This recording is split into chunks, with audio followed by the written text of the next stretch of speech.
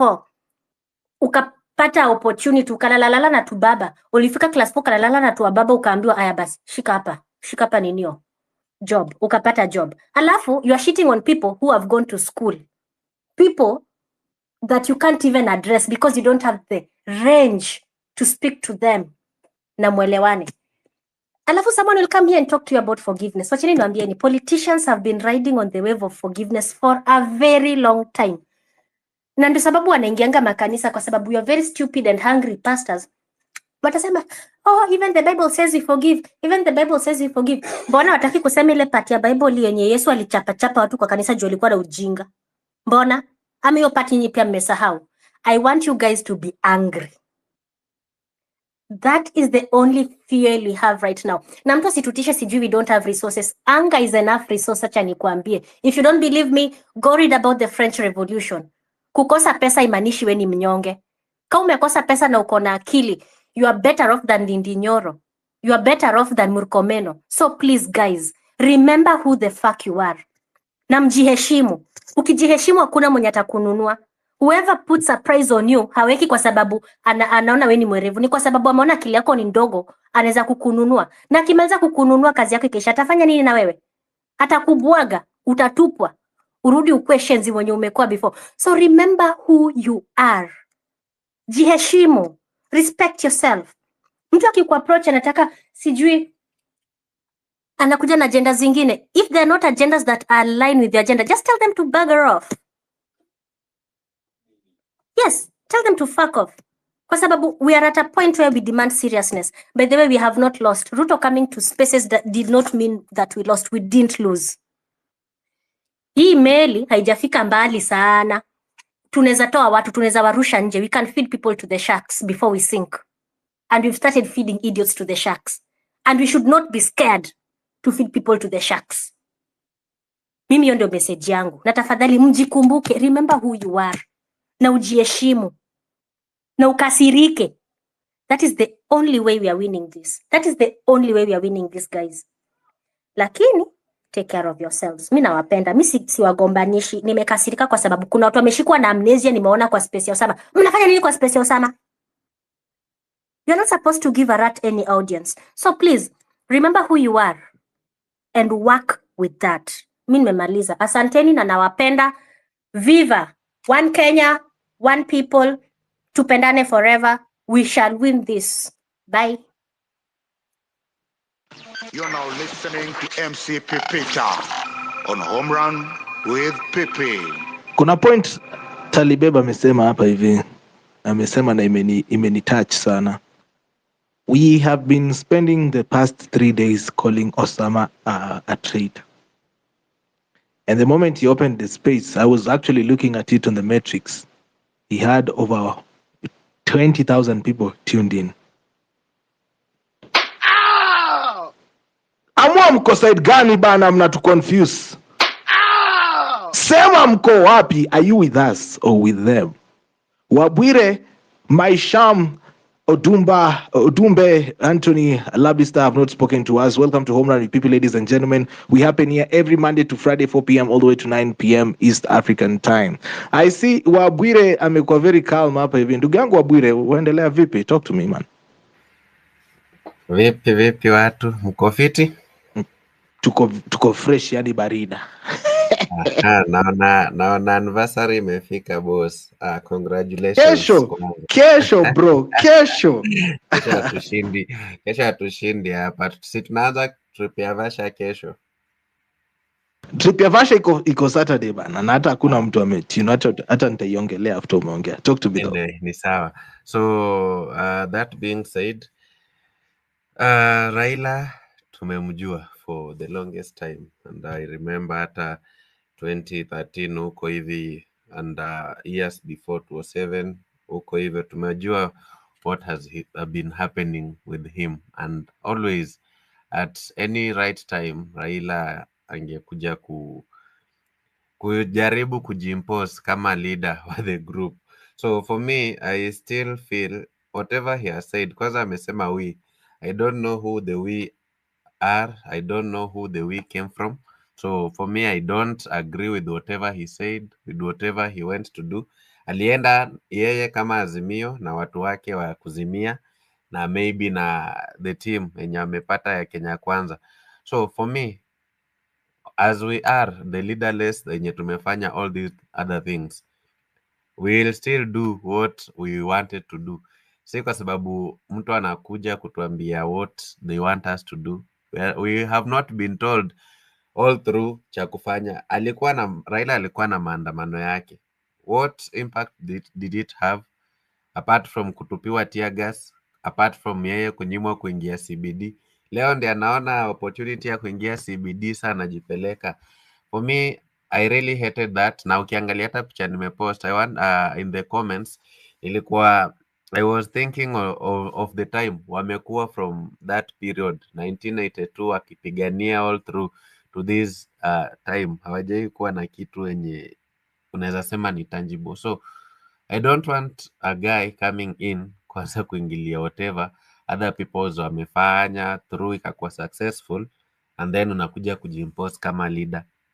We don't have a leader. Opposition, for us, fighting for better, a better government and maybe better governance does not mean that we are in the opposition. Na hiyo ndio yenye hata huyu senator alikuwa anachukulia kidhani, now that we are against the government, we are in the opposition. We are not in the opposition. We just want us to have a Kenya where a time will come for us to be sitting in a place watu wengine wakifikiria venye wanaingia kwa our country. Si for us kukuwa tunang'ang'ania visa kuenda kuuzwa nje kama slaves. So IEBC formation is the mandate of the president. Venye a guy, there's someone mwenye alisema tunapigia fish makofi for swimming.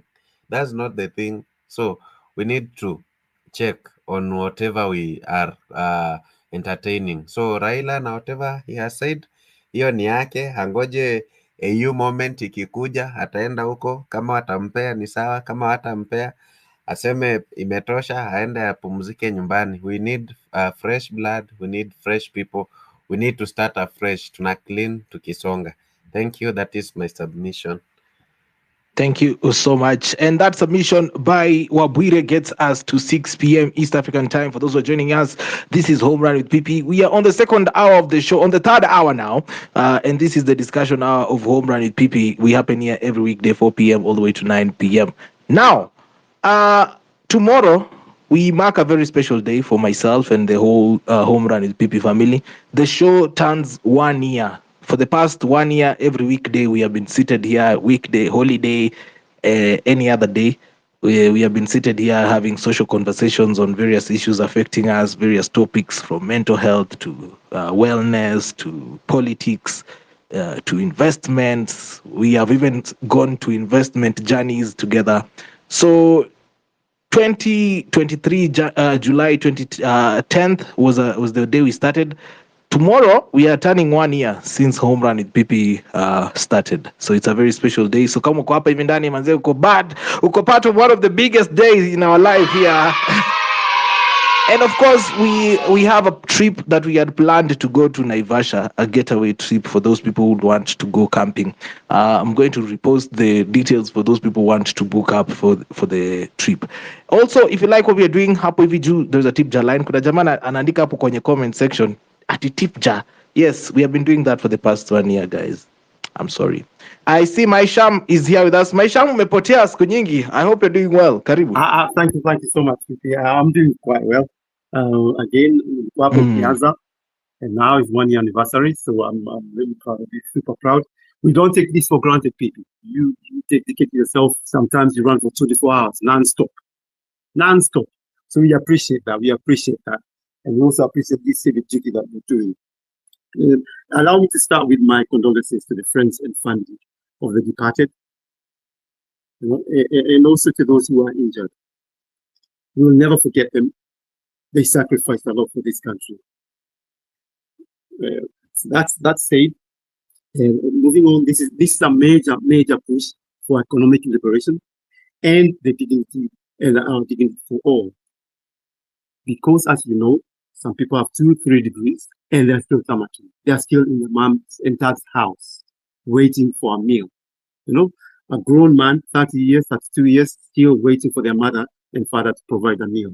That is the worst position to find yourself as an adult, as a grown adult. So this push is for us. We should not fumble. We should push. We should push kabisa. Finya kabisa, as we say. You know, when you hold a leopard by the tail, you know, as we have done now, if you let the leopard go before you subdue it completely, you know what's going to happen. It will tear you up into pieces. So at the moment, we're holding the leopard by its tail. We should not fumble. We should not let it go until we achieve what we want. For me, if you ask me, there should not be any dialogue. We are asking for basic things. For example, all unconstitutional offices to be scrapped. This money that's going to the first lady of the prime minister, or even whatever you call it, that money we should claim it back because it's been paid illegally for all those years. We should claim all that money back. That is we don't need a conversation. The president has already said that they will not be paying from today going forward. They will not be paying. So in addition, he's saying they'll be paying that money illegally. So we want all that money back somehow. So we move on to the next one. The next one is, we were saying before all this kicked off, we were saying Kenyans are not angry enough. Some forums we were saying people are still not angry. Imagine people had to be paid to go on the streets. But this time round, nobody's paying anyone. People have just come out simply because the taxes are way too high. And also this factor that the person we had all our hopes on, which is Raila Odinga, had left us in the wilderness. So we thought we have to fight for ourselves. I think that is it's godsend. When he decided to, you know, hang his political manuscript and go over to the other side, then we thought, hang on, nobody's there for us. We have to fight for ourselves. And this is why I think people came out in numbers. Young people came out in numbers because there's no one to look up to. So it's a godsend thing. So, and the other one is we should talk to LSK, because as you know, many young people have been arrested, and many are here. All these phone providers are giving details, geolocation details of everybody who was in a, you know, like in Parliament, you know, or in the Supreme Court, and they want to charge all of us, or everybody who's been there. So we want the LSK to you know, to offer voluntary services to people like Nite Kaminwa will do that job for us, or even the LSK itself. Simply because we want an amnesty for all. Anybody who's been arrested and taken to court on these charges, we want an amnesty for all, because at the end of the day, these people, we were not criminals. We were called criminals. We were not criminals. We were fighting for our survival, fighting for our country. So on the table he should know that there should be an amnesty before we even decide, you know, to get someone to go in there. And I'm sure all of you know who is our representative, who he should talk to at the moment in Sando, and the other one, you know, all those. We want them. If he wants a discussion, he should go to them, as you know. So now we also should move on to the next point of saying, look, we do not want any developments. We don't want roads. We don't want airports. We don't want new buildings. We don't want any of that. Stop until all the audits of our debts is done. Stop until we get a new government in place. We don't want any more roads to build any more roads. We don't want those roads. Keep them or stop them entirely. You know, freeze them until we get all these books audited. Today, and I'm sure everybody, when they hear this, will be angry. The Auditor General has come out and said 32 projects, loans for 32 projects. They have no proper paperwork. So it's only about 22, like 8 or 9 of them. They've taken up loans, and we can't trace these projects. That's why people are angry. That is why people are angry, because these things, they really nimekasirika. We should say, and then we move on. If we want to save money, we move on to the other one. Merge foreign embassies to save money. For example, we have embassies in countries that Kenyan population is like 100. You know, I don't want to mention names because obviously our countries are countries, but these foreign embassies, for example, if we have Zambia, Mozambique, and that, we can merge all of them into one. So we say, if you want any consular services, you can go to Arusha or something like that. So we can save money, because all these foreign embassies, they're staffed with cronies, you know, failed politicians. That's what they do. No, we should also say this. There should not be any secret accounts. We hear NIS as a secret account. We would say, oh, the budget is 27 million or billion, 27 billion, 30 billion to the NIS. What do they do with this money? Or even 50 billion every year for the army and these slash funds. Why the secrecy? We should be told. The other day, I don't know if this is true. Wind up, Maisham. I'm going to wind up in a minute. Line. I'm winding up in a minute. We were told 17 million is carried to the president every morning. I don't know how that is true. I do not know. Lastly, let me finish this because it's important. We need to convince 15, 16, 17, and those who are getting to 18-year-old to try and get their national IDs in readiness for the next elections. We also need to convert our parents because some of them are stuck in the old ways, saying that a leader is chosen by God. We need to convert them. And lastly, we should have corruption case monitor. I know I can go on forever. Thank you very much, PP. But I am angry. I can't even line up my points together nicely. Thank you so much. All right. PP. Thank you for that. Thank you so much, Maisham, for that submission. You're listening to Homeland PP, ladies and gentlemen. Thank you so much for finding time to talk to us this lovely Tuesday evening. Odumbe is here as well. Odumbe, how are you doing? I'm doing well, PP. Asante sana. Talk to me. It's my first time to join your space. Hii mambo ya space unajua sisi wazee hatujui vizuri sana. So karibu sana. Tutatembea na nyinyi hapa. Anyway, I called about this Raila thing. Now, just to give you some background, I've been involved in protest and activism for over 30 years. And that's around the world, not just in Kenya. What I will say to you young people and everybody listening, we have a historical moment. It is so powerful. The worst thing we can do is give up on it or fade away or lose track. Now, the one thing we should also realize is these politicians, these people who have been in power, we can never get our power back by asking, by hoping, by willing, by chancing. You have to grab it by force. It doesn't have to be violent force. Now, the situation we're in, these people are panicking because they don't understand what's happening. They're used to the traditional colonial methods of handling protests. They're used to the political skullduggery. They're used to bribing and intimidating people. So far, they've been looking for a Gen Z leader or Gen Z leaders. My advice is don't rush into that. Just let it be as it is. The time will come where leaders will emerge. That is a natural process. But for now, everybody is safer with everything as it is. But we have to grab this opportunity. We have to make sure that tumeshikisha watu adabu.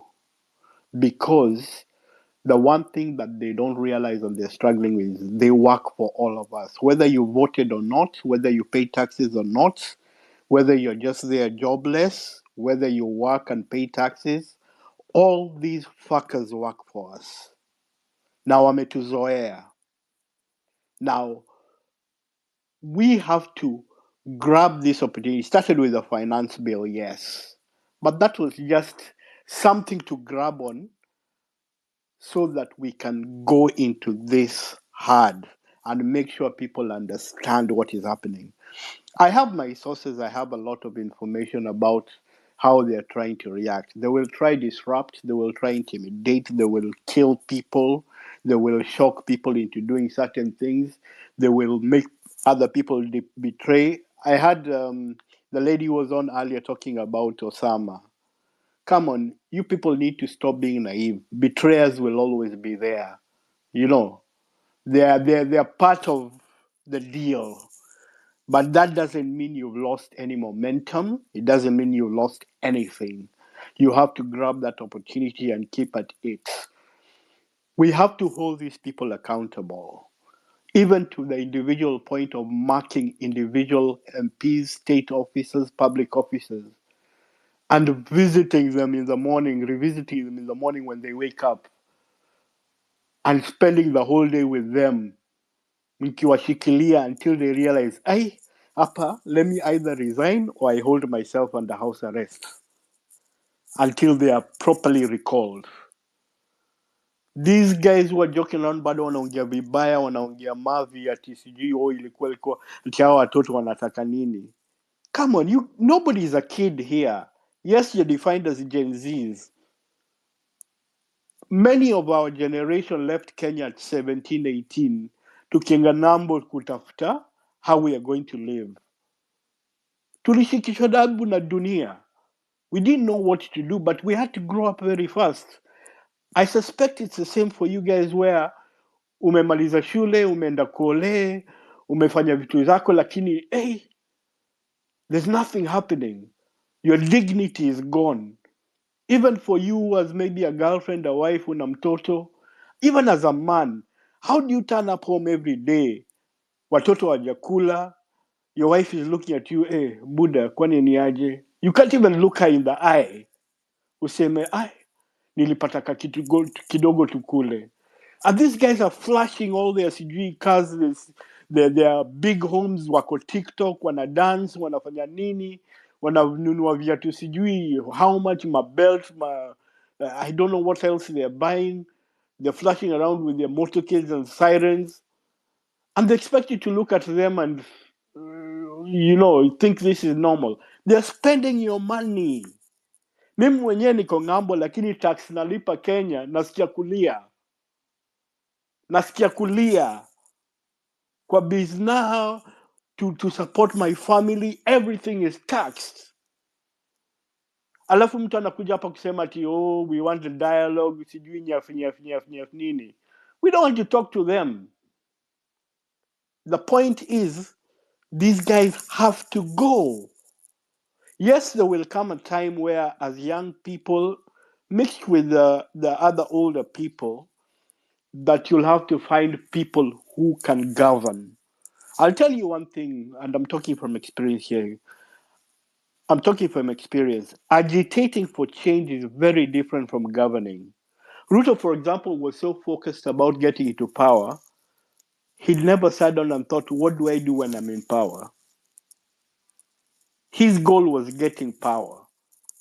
But times have changed. What I'll say, just to conclude to all of you, do not let up. Do not give up. Do not give these guys space. Wafinye Makende proper, until they know times have changed. And even us from the diaspora, we're organizing ourselves. We'll support you with money, with expertise, with anything we can, because we have to take our country back. These guys are not going to let go easy. And as we say, more people are going to die. The only hope we have is that they do not die in vain. Because for Ruto, mambo ni matatu. Tunakumbuka akisema mambo ni matatu. Number one, he resigns. Number two, we impeach him. Number three, which is the most dangerous, Ruto is a narcissistic sociopath. He will scorch the earth on the way out. He will scorch the earth. And that's what we don't want. So, lazima tukue pamoja, us, our children, and the generations to come. We have a job to do. We will all do our part. Let's do it. Yeah? Sawa bibi. Okay, thank you, Abdumbe. All right, thank you, Odumbe, for that submission. I want to go to the new speakers as well who have not spoken. We have a couple of them, like 5. Oh my God, 6. Oh, okay.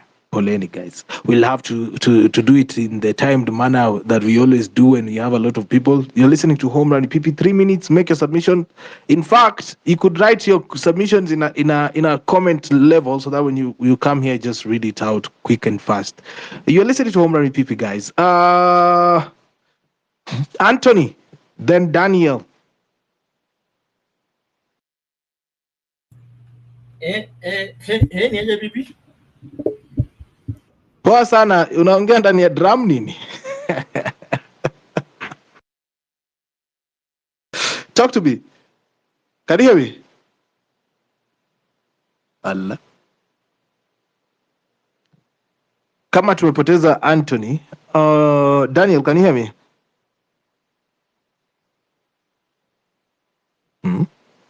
Is it me or is it them? Hapa nimeconfused. Odumbe, can you hear me? Ayo, can you hear me? I can hear you. So Dumbe, I can hear you. But don't nakusikia. All right. Okay. Thank you. So I think Anthony cannot hear me. That is one.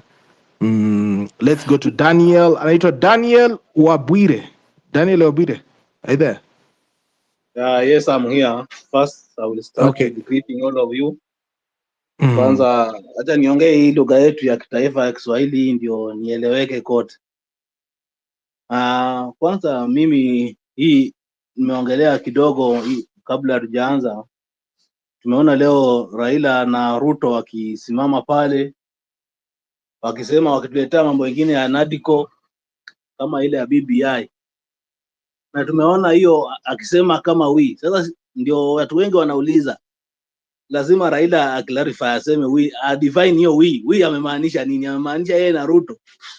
Kwa sababu most of us, kama mimi, kama kuna mwaka nilipigia Raila kura, lakini ile agenda zake zenye anaendesha siku hizi na venye alikuwa anaendesha kitambo ni vitu mbili tofauti. Sasa hii ni kutafutia tumbo na unaacha wale vijana wengi wanalala njaa. Sasa hii changu nitaomba tuendelee kushikana, tupush agenda hii kabisa,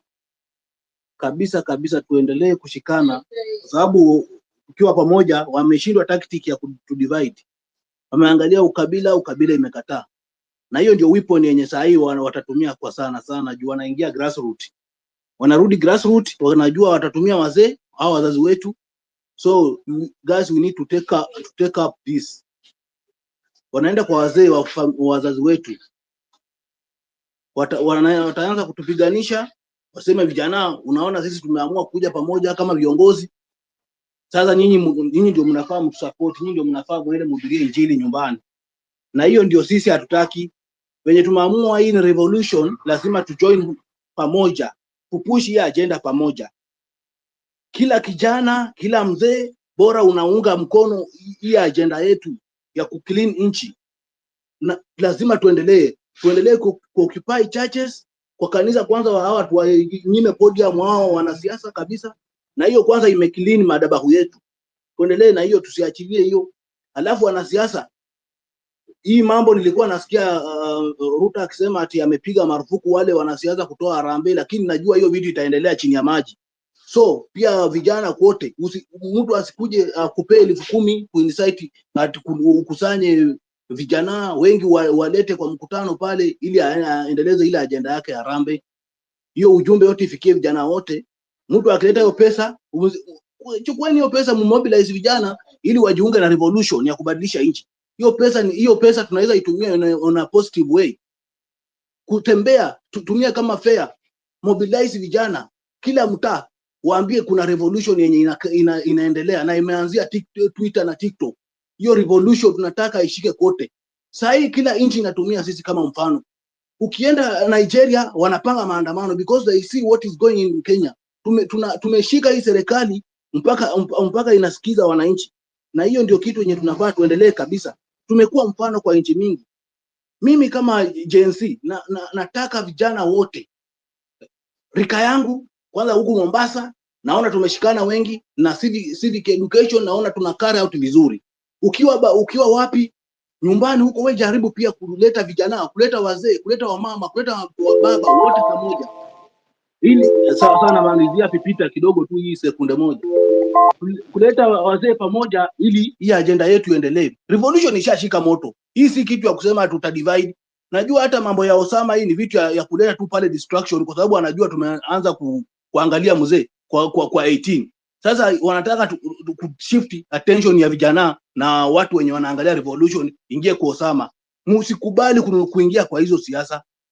Agenda yetu ni revolution. Tunabadilisha, tuna clean nchi. Tuendelee kabisa bwana. Asante sana Daniel kwa hiyo submission yako. Naona kina Academia na Talibebo wameka mkono juu and we have new speakers. So what I'll do, I'll be letting two new speakers speak and then bring in the rebuttals as well so that we don't also let the conversation ride along too far. So Talibebo ulikuwa unataka kusema nini? And then I'll go to KK as well. Talibebo.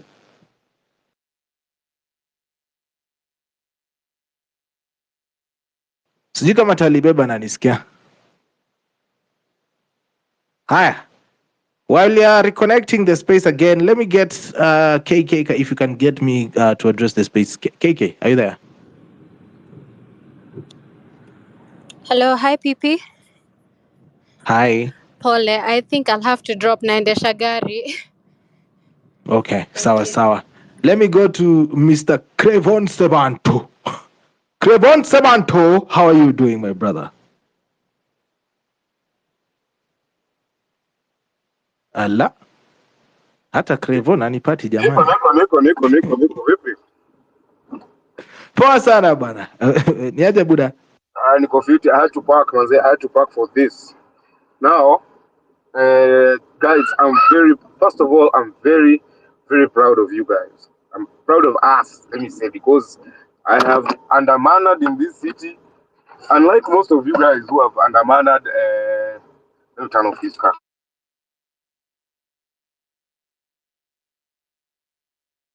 I'm going on the streets, but in there consistently, and I'm proud of the work we've done.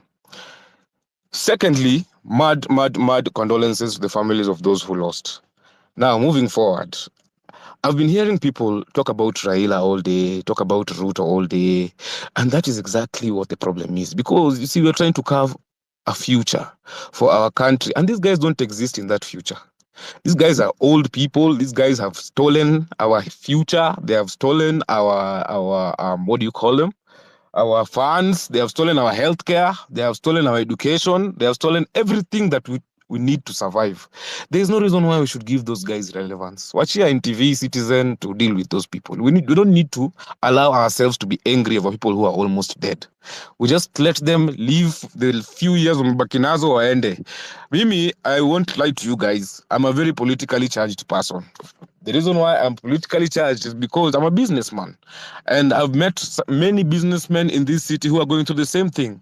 You people included. Unajua how the situation has been, especially with business. I'm a businessman. Mimi sina payslip yenye mtu ananilipa every month.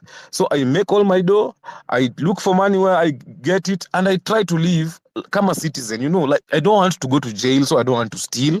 But then that seems not to be the formula. You see, it doesn't seem to be working, and it doesn't matter how much effort we put into some of these things, we will always have trouble. You understand? Mimi, all I'd like to tell you guys is this: do not give relevance to old people who are almost dead.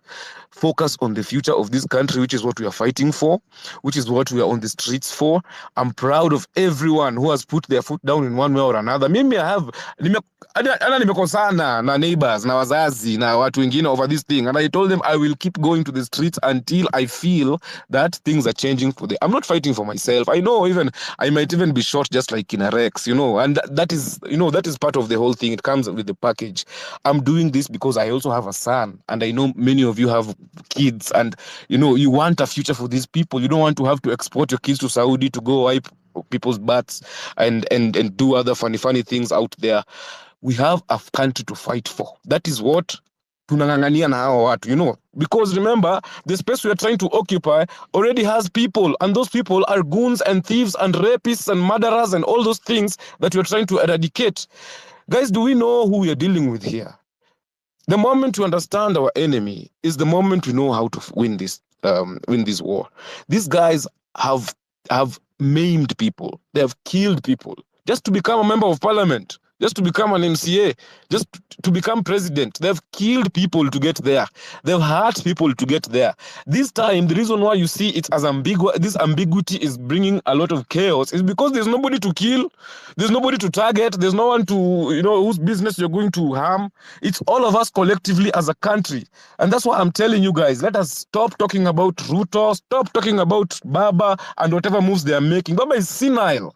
The man is almost 120. You don't expect the guy to make sane decisions like us, like think quickly on his feet. The man needs Kina Junet to even access the left side of his brain. So we don't need to be giving these guys the audience that they thrive on. That is how they get to us. That is how they split us. That is how they understand what our strengths are, and then they use that against us.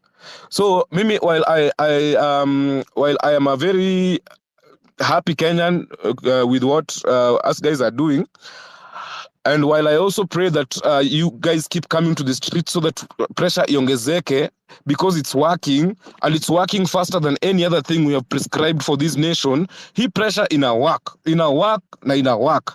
And that is why we should be there Mimi hata I have told my people that even if it takes the 3 years, kwani how long, how much, where am I going? Mimi siendi Saudi. I'm not going to Qatar. I don't want to go to the US. I don't want to go. Mad respect to Kenyans doing great things in the diaspora, but I don't want to do that anymore. I've lived abroad for 7 years. I came back to this country to start my own things and to run my own things and to feel like a Kenyan and to speak Swahili and to eat my indi choma and nyama choma and all those things. I don't feel like I want to go somewhere where I'll miss my task again. So we have a country to fight for, and this country has already been taken by other people. Wameshikilia in their hands. We have a rapist as CS for agriculture. We have a murderer as CS for lands, as CS for what? We just have thieves, criminals, hooligans, murderers, rapists, and all those negative traits that we wouldn't want around us. You are in charge of the country as it is. So now that we understand who these people are, let us treat them as the criminals, rapists, murderers, thieves as that they are. And then we stop this wanasema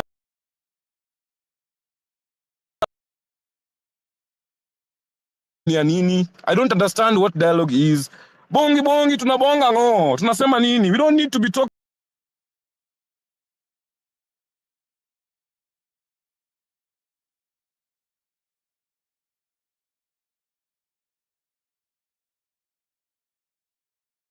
To these people right now, whatever needs to be done is already set in stone. It has been written. It's in the constitution.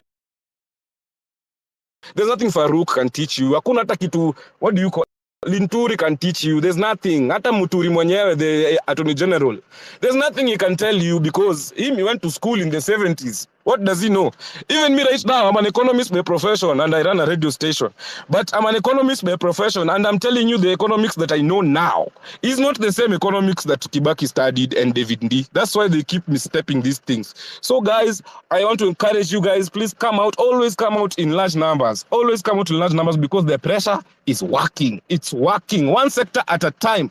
We occupy one place, tomorrow another place, until we clean up this fucking government. Why? Because it's ours and we have no other country to fight for. So I'm proud of you guys. I'm proud of you people, Manze. It's been a year of mad spaces. You started this space thing before hata watu wagundue spaces zinakuanga. But then, all the way up to the future, I pray for your success. I pray for your development, improvement. I'll be here to support you. Tip ja lazima tucheke nayo leo. Nitume kitu. I hope watu pia watatuma kitu, because tunainuana tukienda. Guys, do not stop, do not relent. I believe in you guys the same way I know you guys believe in me when I'm going to the front line to agitate for the future of this country. Thank you so much for your time, guys. I hope you guys have a nice evening.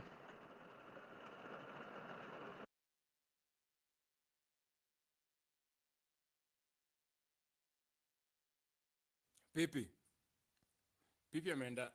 Pipi ala we mzee. Anyway, ladies and gentlemen, good evening. Napenda venye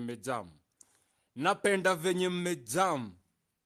Sebantu aya umedinya point zingine hapo serious sana. Man, napenda venye mmejam. I mean, what I want to say is this, yeah. I can see Bismarck and Academia's mic are on. I mean, hands are up. But before you guys talk, yeah, this is what I want to say. Guys, can you hear me? PP, I can hear you. Are you there?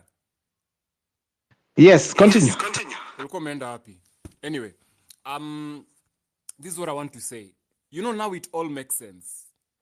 It all makes sense since from the time you were resisting bullshit. From the time we were being killed on PVs and people were busy handshaking, we are being killed for no reason. From the time Kofi Annan was coming to Kenya to prevail peace talks, he was coming for nothing. People were busy just exchanging money. Money was busy exchanging hands, and guys were exchanging businesses, and people were busy exchanging treaties, and watu walikuwa wanajibamba na watu wamedai. Mimi nilikuwa nadhani nimejam, bado sijajam. Nimesikia venye nani amejam, and I'm like, it all now makes sense. Right? Because tell me why all these years we've been fighting, wamekuwa wakitugonganisha, wajaka wakale, wajaka wa Kikuyu, wakale wajaka, all along. Kumbe, deep inside, people are busy exchanging money. People are busy making business with our blood. So tell me why, at this particular point, we need to relent. We just saw what I don't know. What is this guy doing to us? I mean, why are we even getting mad? And he was not even a part of this revolution. This thing was not about the opposition. I want you guys to understand. This revolution was not about the opposition. We were not doing anything for the opposition. It needs to be stated clearly. We were doing things for our fallen heroes. Guys wenye walishutiwa tukiandamana for a better economy, for a constitution to be withheld. Tulikuwa tunashutiwa tukipigania nchi yetu because we don't want to sell our country to the white supremacist. Because Ruto is just a puppet of the white supremacist. Let's tell each other the truth. He's just a puppet for the white lands. Yeah? So atuta allow nchi yetu iuziwe watu wenye wanakuja kubenefit. Saizi tuko in debts, deep in debts. IMF iko kwa matako yetu. World Bank kwa matako yetu. We cannot even breathe, and we are living in our own country. Wametukasa kwa matako yetu, hatuwezi hata pumua. Come on guys, we need to tell these people to fuck off. Tell Raila, wewe, this is not your war. Ulishashindwa na elections, retire, go home. Tumekupigania kutosha, go home. Tumeuliwa juu yako, go home. Right? Ruto pia aende home. It's enough, man. It's enough. We are tired of dying for people who don't give a fuck about us. Then their children, ndio wanafiksiwa kwa hizo nini za juu. Yeah? Winnie Odinga juzi alikuwa anapushiwa. Ama si Winnie Odinga alikuwa anapushiwa juzi hapa. The other day, sijui mtoto wa Ruto anakuja kutuambia hapa nini na wigi na sijui aje. Wako na pesa na wajui kutumia pesa. Hata demu yangu ni mrembo kumshinda na amenyoa. So I'll tell you guys for a fact, the government is our number one enemy. The opposition is our number one enemy. We need to clean the slate. We need to clean the table and start over preparing a fresh meal so that we eat. We can't be eating like dogs all the time. We need to occupy the table and eat and even demand on what will be put on that table for us to eat. Long are the days where we'll be eating leftovers. Come on, guys. And if we do not stand for ourselves, right now, ndio unasikia watu wako majuu wanasema we will support you with anything. Because how pia wana feel. And let me tell you how these people is affecting even watu wenye hawako Kenya. They have to send money to the people that they care about. Wanakuwa overtaxed kwa hizo pesa wanini. Do you know how much overtime watu wa majuu have to work to earn a proper living? They work overtime. Yeah, so let's sit down, figure out how we're gonna get this government. We are not stopping for the doctors. We are not stopping for the teachers. We are not relenting. Taxpayers, we are overtaxed, and we need to feel like our taxes are working for us. These walimu, these wanaitwaje, walimu and madaktari and civil servants, they need to feel like they live in a Kenya that everybody believes. Pia si tunataka kuishi Runda. Pia si tunataka kuishi Karen. Si wa politicians pekee ndio wanaweza occupy hizi ma posh estates. Look at someone like Raila Odinga, alikuwa MP Kibra for how long? Look at how Kibra looks like. Look at how Dandora looks like. Look at how Isili looks like. Overcrowded as fuck. Si ati hatuna malands, wadosi wameshikilia lands, hatuwezi jenga. Waka overhype, hizo lands hatuwezi zi afford. Come on, guys. We need to take back our country. Whatever that last speaker talked about, we need to take back our country because it belongs to us. It doesn't belong to politicians. It doesn't belong to the political class. It belongs to the common mwananchi. That is us. Let's get that right into our brains. We've been thick enough times. It's time we opened our minds. Okay, thank you so much for that submission, Bwana Ayo, the sixth ako hapo hivi ndani. And I also heard what my guy Sebanto was saying. You know, Sebanto is also one of those friends of mine who run radio. But yes, asante sana kwa hayo maoni yenu, na ninapenda kusema kwamba watu wangu, hii anga yenye watu wako nayo, watu wanakuja kutupacify. I know our parents who are listening in are in shock that we are able to speak these things out without fear and doubt, because we have been given this education. And also in history and history studies, we were told we have rights of freedom of speech. So yeah, until that freedom of speech is otherwise rescinded, I think we are going to exercise it in its fullest and its mightiest. Thank you so much for those who are tuning in hapa hivi ndani kwenye Home Run Pipi, wherever you're listening in from. Wale wako Kenya, good evening. Wale wako kwenye upande ule wa globe, good morning, good afternoon. Wale wengine wako katikati, sijui ni wapi hapo, but anyway, good afternoon, good evening, good morning. I hope you're doing well. I'm going to swipe the mic in spurts of 3 minutes. I see we have the great Ngugi in the mic. We have great Ngugi. I'm going to go to great Ngugi, 6,000, Dr. Bosire, and Jay Shiko in that order. Great Ngugi, talk to me. Great Ngugi. Hello, how are you? This is the Home Run with PP. I'm good, Ngugi. Hello. This is my first time here. I'm liking the comments and the arguments. It's a good platform. I like this. Umesikia mpaka mtu amesema bibi yake ameiva kuliko Charlene na amenyoa. Okay, so my first submission was first to congratulate Kenyans. I think too, this is a revolution. We are changing everything. I think even to us Kenyans, I think hata sisi hatuko tuna expect this as Gen Z. We want to revolutionize both the government and the opposition. And for me, I was discussing with some people today, and we were asking ourselves, what is the future of government and what is the future of opposition? Because we are saying, we don't want this opposition, we don't want Ruto, and I agree, we don't want Ruto, and we don't want this opposition. Tumefungua macho, and many people are now saying, these people are friends. These people don't hate each other. These people are friends. These people, they agree when it favors them, they disagree when it favors them. And so, for me, it's just to raise it to the group, who are these leaders of tomorrow? Because somebody said today to me, what if something happened to Ruto today? Like, I'm not saying something happens to Najua DCI wako area, but what if happens today, and today he was not the president? Maybe akuwa mgonjwa. Like, will things change? Nothing will change. The corruption will still be there. The government, how we run things.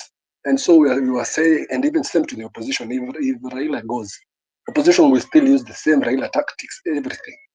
So for me, it's just to bring out to the group, who are these people? Who are these people we want in after?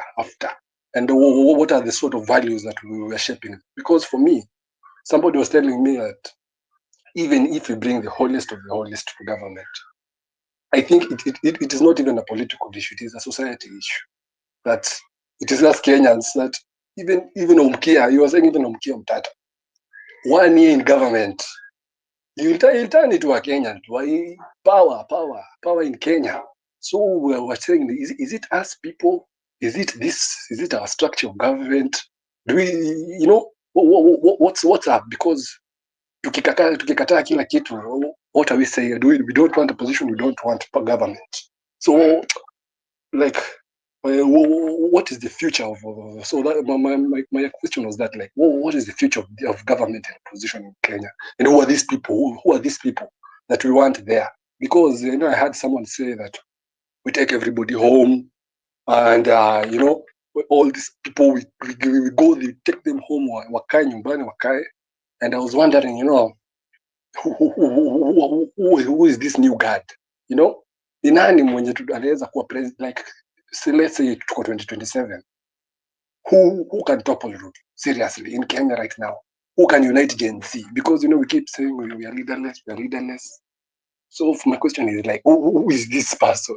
Because I know people will say, you know, You'll we're not get short. the answer, Ngugi. You'll get the answer. Yeah, we're not, because I know people say, you know, we are not short of leaders. There are many leaders, but you know, Kenyan politics. We all know Kenyan politics. You know, we don't want, you know, all these values you are saying. Even if you're not corrupt, you know, you love people, you have good ideas in Kenya, you won't go anywhere because you have to unite a lot of ideas, a lot of diversity in people. And so this we are speaking ideologically. You know, we are so passionate about our ideology and what we want in our government. But for me, I'm translating it into reality, like now to people.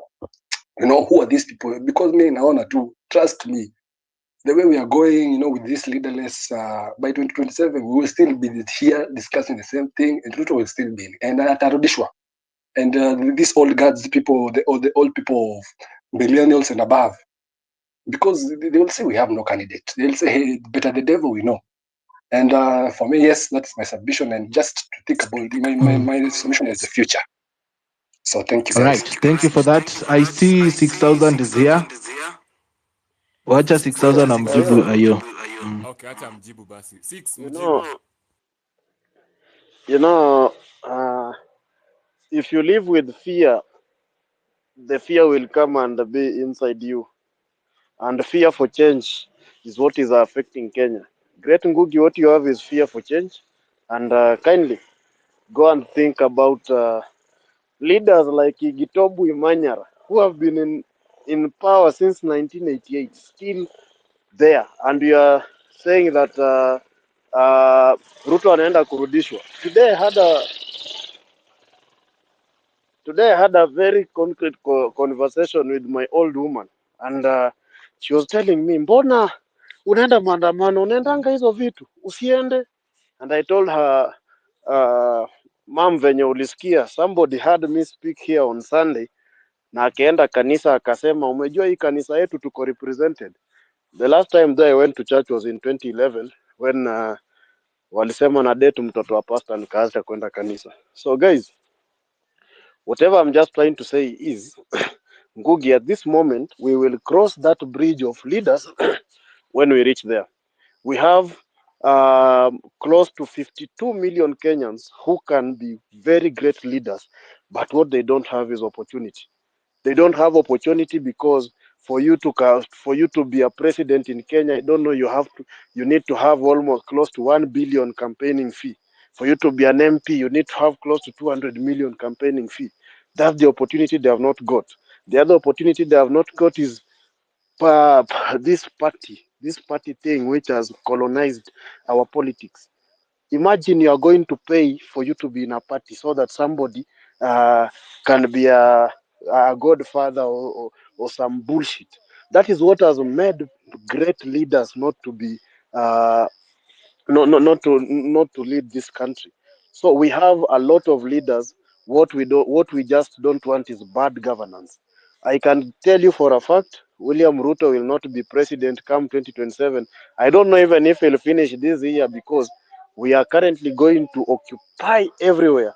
So that the moment he sits in that office, he will either die of pressure or he will go back to Sugoi. At this moment, we as Kenyans, we are not relenting. We are not going to sit down and watch our country being held captive with people who don't even know the value of what is meant to being a citizen. A whole cabinet secretary saying that he's wearing 900,000 on his body. Do you know what 900,000 can do to a lot of people in this country? So in terms of leadership, currently, we have a lot of people in Kenya who are good leaders. They don't have that opportunity to do that.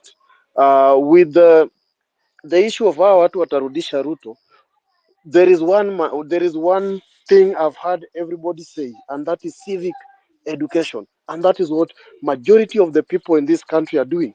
I even told my mother, if you'll go to vote somebody old I'll stop you that they lock you in the house so that you don't go to vote that old person that you want to come and terrorize us. In the next 20 or 30 years, you won't be alive because age has also caught up with you. So if you leave this house to go and vote, and she told me, it's okay.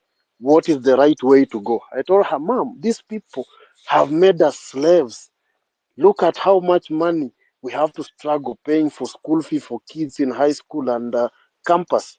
And I think it has reached a point where these old people will have to listen or listen. As much as everybody should practice their democratic rights, it has reached a point where we now have to take a stand and say it has enough is enough. Ruto was once asked what is enough, and he said enough is enough. And also that is what we are now trying to emphasize right now. So as a nation, we have a lot of a long way to go. Civic education is going to work. With Raila, do you know my name originated from the 6,000 that Raila was supposed to give us? And that thing hurts me a lot because I had to change my name. As a fan of Baba, I've supported that man close to 20 years. I know he also has interest of the common mwananchi at heart as much as he's greedy, but it has reached a point where he has to go home, retire, go and sleep. And if he can't, we will invade his house in Bulbul so that he knows we are not joking. Aende akae huko ama aende AU, ahamie huko headquarters za AU. Imefika point he's not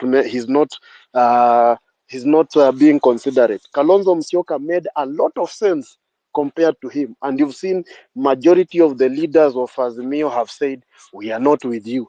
Martha Karua said that. Imanyara, though I hate that man, he has been in government since 1998, said the same. So guys, I'll just tell you, we have to claim back our country, go out in numbers. Na nilisema pipi kwa space ingine, kuna watu wanajifanya hii Kenya wako walk whereby you are being paid 50,000 Kenya shillings.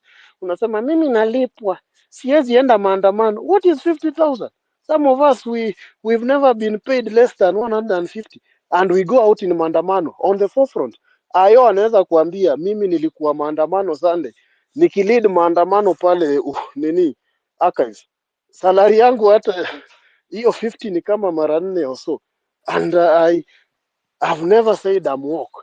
I told my mother I'm fighting for this country and a brighter future for my kids and those who will come after me. So right now it's about this country. It's not about an individual. Thank you. I'd like to address this that if you text me that I give you the mic, I do not reply to such. And also, if you comment on that, request the microphone on the space. Every business of this space happens here on the spaces. So kindly be advised on that. Welcome to Homeland people, ladies and gentlemen. 9 minutes to the top of the hour. I want to bring in Dr. Bosira Wairimu, and then at 7 p.m., Joy Shiko is going to say hi to us and also the rest of the speakers. Dr. Bosira, how are you doing? Niko fiti sana Pipita, shukran kabisa. Karibu. I will not repeat what has been said. But nataka kwa making your question na sehemu anze kurealize ile threat, ile tactics imeanza kutumika sasa hivi. The first thing ni threats. Atuna do ya maroads, atuna do ya madoki, atuna do ya modijo. We don't have money. It's a lie. Uwezi sema we don't have money in an audit report inamaanisha nyinyi wote mna pilf do. Nyinyi wote. So this is not a country that lacks. This is a country that wastes. I don't know if any of you, because me I've done this for Kibra. That's my constituency. Kama umeenda kwa hiyo audit report uka extract for every single constituency 95% of all those members of parliament, kumaanisha Azimio na KK wote, all of them have qualified audit reports. Do tu imeenda kwa hewa. Do haizi patikana. Alafu msana anakuambia ati saizi mtajipanga basari. Isikia ule MP, that stupid MP saying you find money where you're going to go for bursary. Stupid idiot. You know, mwambia resign kwani niye lazima kwe kwa ofisi. You know, that's very stupid of him to say that. You know, they're holding the country at a ransom. Ujinga kabisa. Sai madoki wananyeshewa MOH. Jana usiku unasikia nakumicha anaamka anasema ati they are political funded. Sisi ndio political funded. Umana shauri for food ndio anawapelekea do. Mother fulani jana usiku kama una hiyo clip online. Mother ako chemo treatment for cancer. Ameenda pale kupelekea kuona watu huyu kuomba nao. Kuomba na madaktari. Anasema I feel so bad that you're here. Linturi anafanya nini kwa gava saizi? Moses Kuria anafanya nini kwa gava? Sisi walijaribu kutumada na sugar, poison sugar. So msiazi kuambia hapa, me am utterly extremely disappointed by Raila. Tuliambia ule mzee rest. Tumwambia buda umefika mpaka hapa. Hii tumekulatia gas, ni round yetu ya kulatia gas. It's our time now. Wapi? Anaamka anashikana sijui ati dialogue. Dialogue bana, hiyo photo yote ni octogenarian. Hiyo photo yote ni octogenarian. Every healthcare worker kwa hapa atakwambia sasa hiyo wana approach senile dementia, old age dementia. Hakuna idea mpya anaweza leta kwa nini? Kwa table. The only thing they know is everything tombocracy. Wase wote hapo ni matumbocracy. Na sasa hizi unajua at least tulikuwa tunajaribu kuside na Azimio. Tunaona kwa sababu ya watu kama kina kina millennials kama agency Sifuna wako side yetu. Juzi nimeweka Sifuna on the spot. Nimefanya analysis yeye na Ledama, analysis ya the conflict of interest bill. So jai nipeanza mpaka leo. Manzi wanatoa ma clauses zile zinafaa ku protect this country kutoka kwa mategi kama hao wote wako kwa parliament. Wote waende home. Alafu msasi kwambia ati now nilisikia ule I think the speaker who spoke before me anauliza now what is going to be next. My friend, mimi najitolea kwa cabinet secretary for health. Look at my credentials. I'm very well decorated, you know, academically and experience. Usiniambie na humita ule hata jamaa alikotuna diploma ameenda kufanya online pharmacy, tuli trace tukapata mama hata ana, she's not qualified. Me have a bachelor's of medicine and surgery. I have an MBA in healthcare management. I have an MSc in global health policy. Nimemaliza LLB sa University of Nairobi. Wewe niambia mother kuna kitu anaweza kumtusho. Hapa sasa nikisema nataka kutengeneza cabinet secretary, hapa tu kwa hii space. Bana nimetengeneza efficient and effective cabinet. So ambiwa resign. Mambo ni mawili. Mambo tu ni mawili. Honorably resign na kuna terms and conditions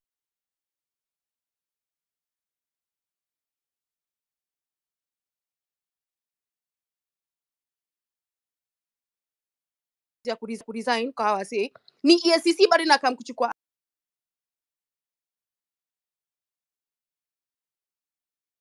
adwa. Wallahi nilishikwa na hasira nikajiambia by this anger it will not be to you, it will be to the office. Signatures sasa hiyo ampicha IEBC 50%. Aende home. Kiarie aende home. Kimani aende home. Kiarie aende home. Kimani Kuria aende home. Alisinganga aende home.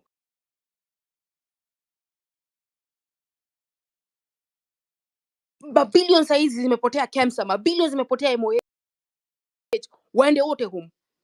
Mtu anatuvalia watch ya anasema I don't wear 3 million. Bina alikuwa na interview anasema no, it's not a 3 million watch, it's a 900,000 watch. Nikamwambia the F is wrong with this person. Yani mpaka anaenda kujustify ati ni 900k. Enda place home mse ametoka. Wacheni washo. In fact kama kuna place wametupatia hasira zaidi ni leo. Leo ametupatia hasira. Buda yule ameside na wase. Nimecheka saizi anatupwa tu chini ya under the bus na wase wake. Gitobu, mama our iron lady.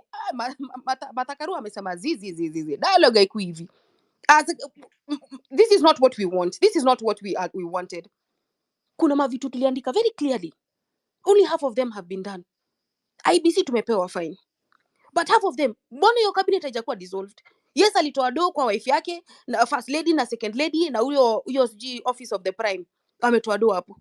Saizi bado hajatuambia ati anatuanektia na mnafahamu juu hii kitu by the way. Hizo stupidity za task force. Hakuna kitu kama hiyo. Kuna constitution imeambia auditor general anafanya job yake na DST. Alafu sisi kama Mamedix hapa already we have Health Act 2017. There are two very big bodies zinafaa kuangalia issues of human resource for health. Kwa nini una duplicate duty ultravirus completely waende? But they are wasting time. But sisi ni hapa. We are just here with them. Hakuna kuawacha.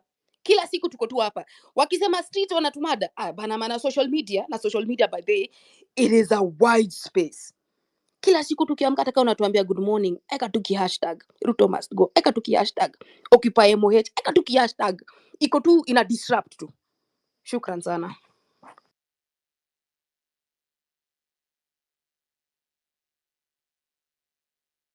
Yes, I want to give you these 2 minutes, nipatie 2 minutes Jeshiko. Utabambika sana ukiongea after hii. You're next. Those people are trying to call me, Bana, for the microphone. You're actually jeopardizing the space. So stop calling me. That number up with you tip Jaline. You think I did not know you're going to try to call me? And stop WhatsApping me as well. Most expensive shoe might be 70, 80,000. Belt? Belt 40, 50. What about belt 50,000? Well, I want to be honest with you, yes. Okay. But I don't need to wear 2 belts in 2 years. 1 belt is enough. How many belts do you want? Mimi niko na tatu za 50. Hapana, wewe ujui nunua belt moja ya 50,000 lakini nunua ya kupendua. Brown upande huu, black upande huu. Wewe ujui bwana. Na itakuwa ni quality. Sasa ukiturn the brown side, people think you have another belt. Nipige tu hiyo 50. Yeah. Haya, the most expensive watch you have? That which I bought with my own money. Yes. Well, it was almost like I think if I remember well, because it's time now, it's about 900,000 or something. Watch, yeah. Yeah. Okay. No, it was, I think. Viatu ni 80. Yeah. Let's say it off to 100. Yeah. So let's say 1.1 something. Yeah. Someone can leave the house and tembea hivi. Yeah. Unajua kutoka juu mpaka chini, amevaa kitu kama 1.5 because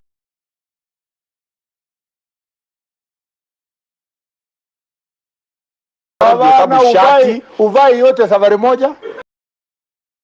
Wewe ujui? Sasa sina najua.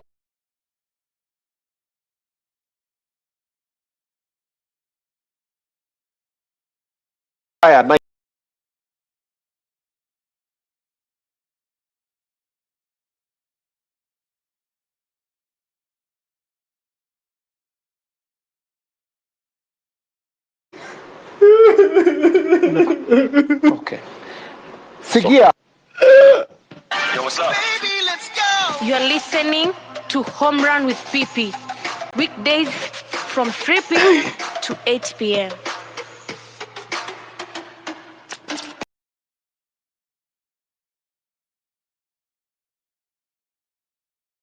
Ndo mtu anatumia kama etitai tu nikatoe. Hebu acha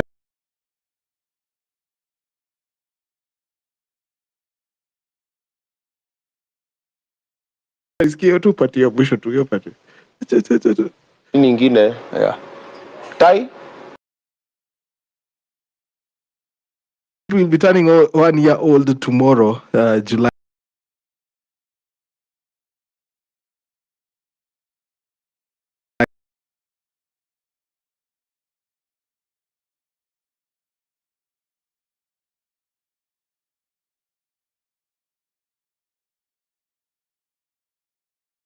Kumbe kwangi 150. Anyway, back to kumbe nimekuwa nikitembea na kitanzi kama Willy Paul hapa. An interview cabinet secretary for transport Kipchumba Murkomen was talking to Obina and was telling him he works with the 900,000 guys. Sikutaka kusema kwa nguvu because hata landlord wangu akisikia naongelea pesa kubwa kama hiyo atashangaa mbona naishi kwake. So I want to go to Jay Shiko to talk to us and bring in Kina Abdul Rahman Freedom and the new speakers as well, Kina Jeremy. I would like to remind you that Home Run with PP is supported by you, the listener. If you like what you're doing,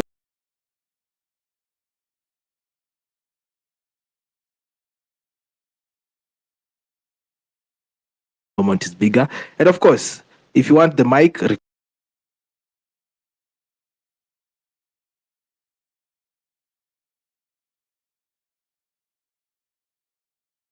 request the mic. Don't call me. Just send me M-Pesa. For me. Na ujua ni mtu amejituma, nobody held a gun to his whatever akamwambia endo fanye interview. It's the audacity for me to come and tell us to our faces. Sisi watu unemployed. People who have been unemployed for like a year now. First of all, congratulations by the way, PP, on your milestone. You've done an amazing job. So congratulations. So to hear somebody anakuja pale anakuambia ati anavaa belt ya 50k, even the way he's telling you, ati hapana, unaenda tu unanunua belt ya 50k alafu unaiturn backwards, sijui inwards, sijui I don't know in which direction. Is that somebody who sounds like he can relate with you, a Kenyan? Huyo ni mtu anaweza relate? Huyo ni mtu anasound kama once upon a time he was not poor. Once upon a time he couldn't even like. I'm sure all of you guys saw his photo when he was 32 years old or whatever. Does that look like somebody who and agree what poverty looks like? Does that sound like somebody who should be so careless in the way he's talking to us? Baka anakuja na to bragging about that. And to him, 20K, 30K for a suit is cheap. So he's advising you to go out there and buy it. When was the last time you bought a 20,000 suit, my friends, you guys, as we are going for these interviews? When was the last time you bought a suit for 20,000 shillings? Because apparently it's very affordable. Like, gosh, it's actually the audacity for me. Ni madharau. It's the madharau for me. And I feel like this is what actually sent us to the streets in the first place. Because you can't be fucking us everywhere with, I'm sorry for my language. Oh my God, I'm so sorry for my language, but I am hella pissed. And people, if you know me, if anybody knows me on this TL, I will never say anything positive about the government because there's nothing positive to say. There's nothing positive to say. But the day there'll be something positive for me to say, I will actually be the first person to say it. But up to date, things have actually kept deteriorate, and it keeps getting worse. Every other year, there's a punitive tax that you can't even explain. And so when he comes up AV and he's talking like somebody, I don't even know where he's talking from, but like that is somebody who cannot relate. And that is a problem with our leaders. And that is why there will never be a change unless we effect it. And so this thing we have started, where we're demonstrating the revolutions, this is something that has to keep going on. We cannot stop, we cannot relent, because if we do that, then we have lost. And we have lost the only opportunity for us to actually change this country. I actually want to live in a Kenya that's functional, and I want that to happen in my lifetime. Sitaki nikufe without having ever known where my taxes go. Without having ever known tukiomba Eurobond, pesa zinaendanga wapi? Do they even get to Kenya? Ama zinapoteanga tu somewhere in the air? I want to know where my money goes because I work hard for it, and every single Kenyan is so hard working. And it pisses me the fuck off when I hear somebody saying that the reason why we're struggling so much is because we are lazy. But that's another story for another day because I don't want to conflate issues. But like, do you understand? The reason we are struggling is not because we are lazy. It's because we have systems that have been run down by corrupt people. So what are we going to do about this? Is we are going to keep demonstrating. I don't know whether we're going to go to every single ministry in this country, but we have to do it. Like Mimi, I'm just so happy we're having this conversation finally, because I have been asking for the longest time, what does it take for us to finally say enough is enough and do something about it? And I feel like this is the time. And I'm just so excited for that. So let's keep going, guys. Like, wachata nisi wa boss and Abdul Rahman, come in and tell us your thoughts on this. Thank you so much. Nawapa salamu nyote, and mimi nina hasira leo. Hatutaki dialogue. We have issues that we've already put aside, out there. Zenye we need addressed. The things that made us go to the streets. Na nyinyi wenyewe mnakumbuka when we went to the street, it was because of a taxation yenye ilikuja na ile finance bill. When we want that tukajua, we needed IEBC reconstitution for recall, especially wale wase hawa perform wenye hawaendi against. Kuna mbunge wa Mwea alituambia, I know nyinyi ndio mlichagua lakini Ruto ndo alinipea ticket, which means kama singekuja na UDA hapa Mwea singepata kiti. Mlisikiza ule mama wa Pishori. So to recall such people, so we needed a functional IEBC. Nataka kuzilist though in case kama mmesahau why we went to the streets na kwa nini tutaenda kuketi na wase wenye hawaja feel whatever we feel, ndo tukue in the same page. Finance bill na taxation ndo ilitufanya tuende kwa streets. And then IEBC reconstitution. Tena kulikuwa na corruption and the mismanagement ya zile funds, na wakizi mismanage wanatuonesha kwa pulpit na makanisa. Tukaanza kusema occupy churches, occupy mosques, so that misikiti na mahali pa worship pabaki tu ni pahali pa worship, si mahali pa kuenda kupeana proceeds of corruption na proceeds of crime. After that tukasema now, hii public debt yenye tunaambiwa 10 trillion zilikuja Kenya, we need a forensic public audit ya the public debt so that we eliminate the genuine debt yenye ili hit the Kenyan account versus the odious account. Pipi, odious, sasa hapa ndo nakuja kukufunza kidogo kizungu kidogo pipi. Odious debt ni ile yenye it is unclaimed, not really unclaimed, lakini yenye haikufika kwetu sisi, haikuhit the consolidated government accounts. Kwa hivyo ilikuwa stashed abroad na wale wenye walikuwa signatories.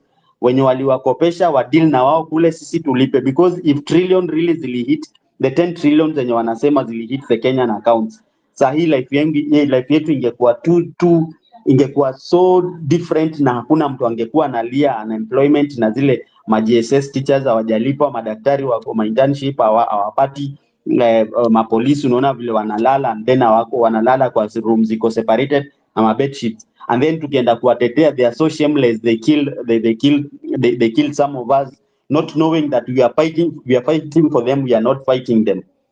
So kishafanya public audit of this, we need a cleansing of the cabinet so that we set an order of meritocracy in our nation, so that tunaweza kujua public appointments in these countries zitakujanga na meritocracy ama merit based, so that wewe ukiwork hard in school, hata wale wenye wako nyuma yetu, they can know that they can always work hard, knowing that their country is a country whereby merit is recognized. They're able to work hard in school, they're able to be talented in whatever area they're talented in, and whatever area itakuwa, they will serve their country based on whatever they have, not the person that they know. It will be the content of their character, their skills, and the knowledge, the experience, the exposure that they have, ndo wataweza kuserve nayo. Wakishafanya cabinet constitution, rule of law ifuatwe. Kama katiba inasema mwenye anafaa kufanya auditing ya public debt ni auditor general, hatutaki constitute task force kwa sababu itakuwa usurping the powers of the auditor general. So we want a country run on the rule of law, hakuna extrajudicial killing,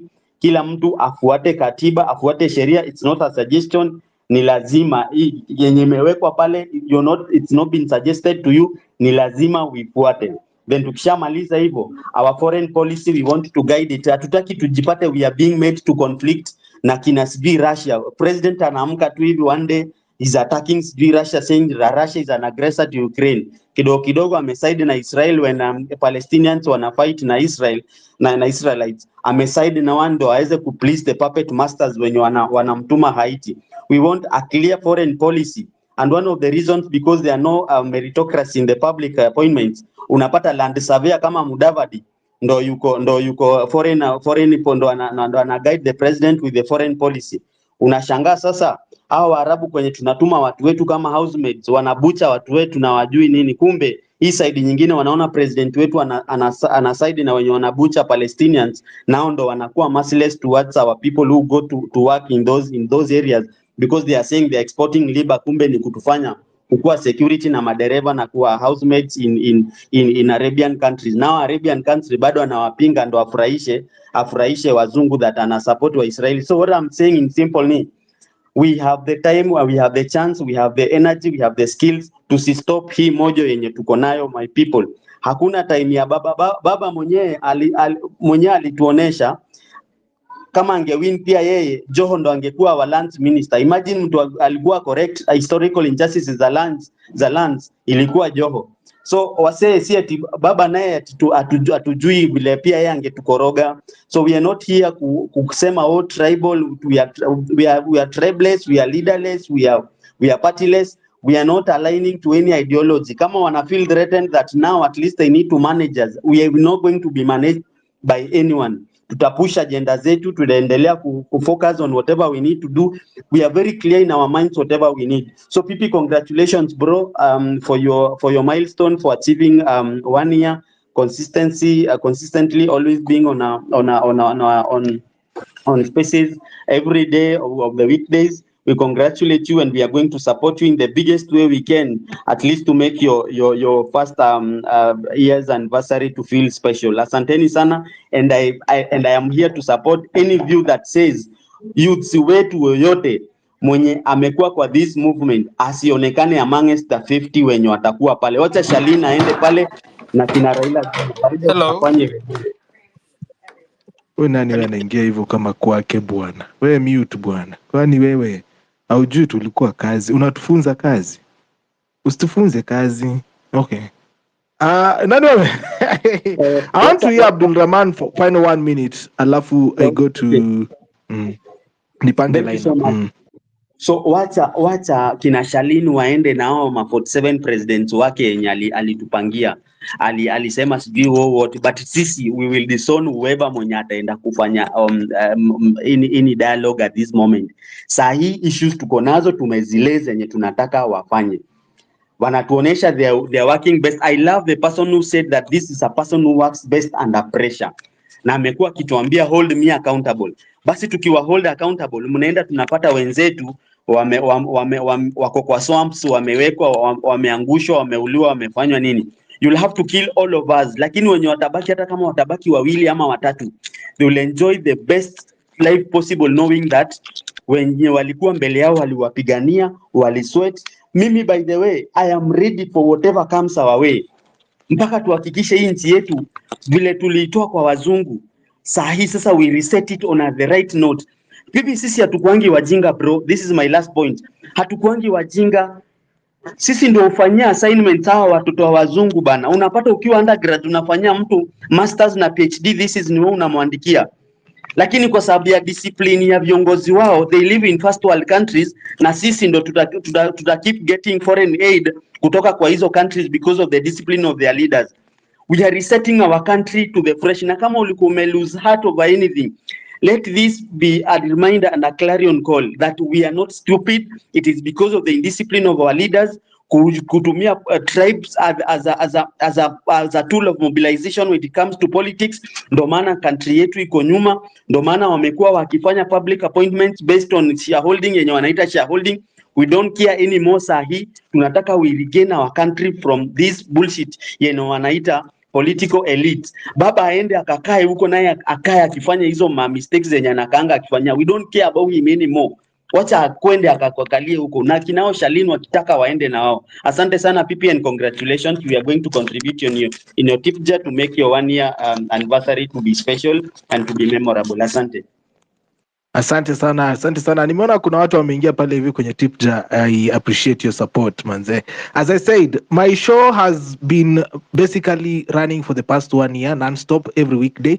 I have not managed to get any sponsor numbers but pia tumekuwa able kurun na bila kuchukua pesa ya mwanasiasa wowote.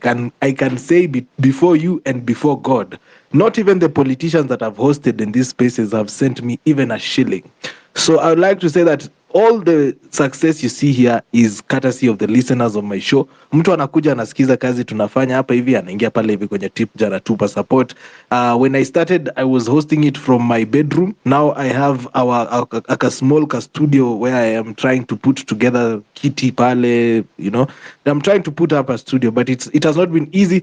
But 1 year, guys, tomorrow we are celebrating 1 year of Home Run with PP. Today I want to give you a chance to talk about what is happening. Raila speaking today, akisema mambo ya we. I didn't know he speaks a lot of French, but yeah, he spoke about we a lot, and I like that. I want to talk to the one and only Jeshiko, mama, ujui anaongea we. Haya. I want to hear from Jeremy. Jeremy amekuwa hapa hivi for a minute, then you can hear from Freedom and of course Lumumba and Hulida. Wale watu ambao mnani text jamani, I can't see all those texts guys. I'm sorry.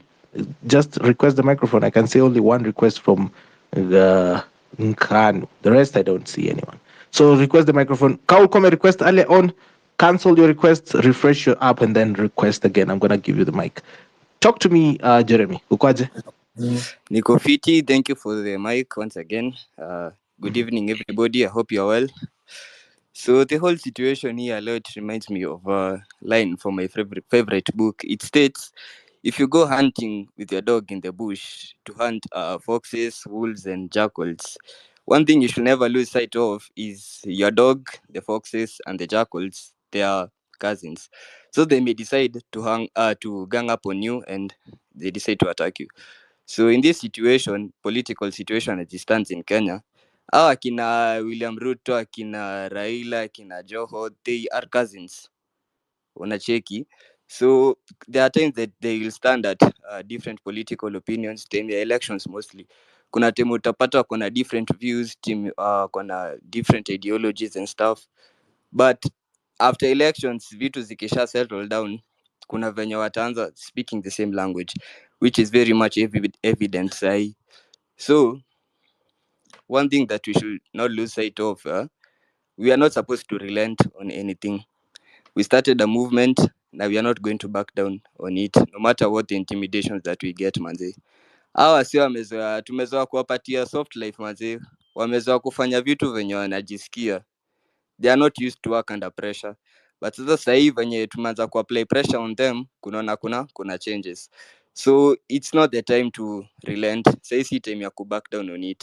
Tunafaa to keep on pushing, keep on striving, na in the end we'll reap the benefits, we'll reap the fruits of our labor manze. Kitu ingine nataka kusema ni about hizi institutions. These institutions walai tunafaa kuwa pia na clean up manze. Unacheki ni kama sahi these institutions they are working for individuals. They are not working for the people. So tunafaa to apply pia pressure on them. Sahi naona madoki occupying MOH, kesho mawakili pia tuna occupy CLE bana. I mean, we're supposed also to apply pressure to all these different institutions.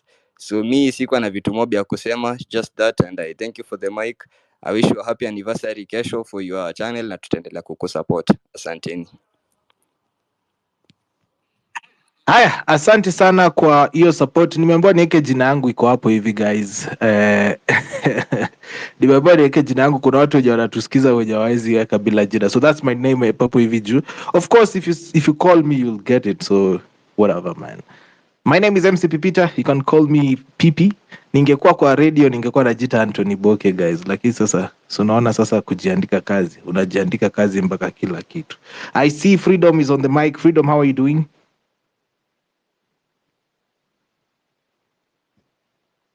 Hi guys. Hi.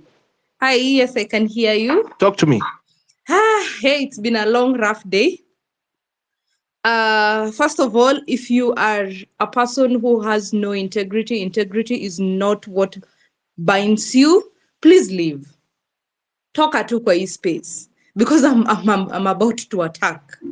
Toka tu kwa hii space if you are a man who does not stand his ground and has no integrity. Just leave. I'm about to fire shots on you. Before I fire shots, Dr. Bosire, it's nice to see you here. And speaking of doctors, I feel like your union is really failing doctors as it is. As citizens, we have stood by the doctors. I mean, we are standing by them. We are pushing. We are encouraging and doing everything. And it's so sad that your union is the union that lets you down the most. Because I know the tweet that got juzi asubuhi ama was it yesterday, that is what killed the spirit that was there. You know, it brought a lot of confusion, and the confusion is what they were looking for. And I'm really, actually, I am so mad that we have doctors who are being rained on while Sudi earns money and has a mansion at home. We doctors are sisi ndo tunapika tukiwapelekea chakula, while MPs who have no idea what a school should look like are in office eating, and some of them are even telling us the way they will kill all of us. That is the country we are working in. That is the country we have. Shameless people. We elected shameless people, and we should be ashamed of ourselves. The good thing is we are ashamed and we are here to make corrections. Even me, I'm ashamed. I cannot believe, even for a single minute, that I actually queued to vote in such people. But here we are. I am so disappointed. Oh, Dr. Bosiro, you guys should disband your union. That is all I wanted to say. They're a letdown and they're not doing us any justice. They are letting down everyone. Yesterday, I saw a doctor because she's waiting to be posted for internship. She can't pay rent. She can't do shit. She's asking for a house help job so that she can be able to find somewhere to stay. She's one person. She says she did it before she joined med school. So that can tell you what kind of a family she comes from. Probably not the like kila watu wenye wako na pesa. She's someone who has hustled herself through med school. Sai she's looking for somewhere to stay. What kind of a country that rewards smartness and education with such things, with rains and everything? We cannot stand while these things keep going on. We cannot.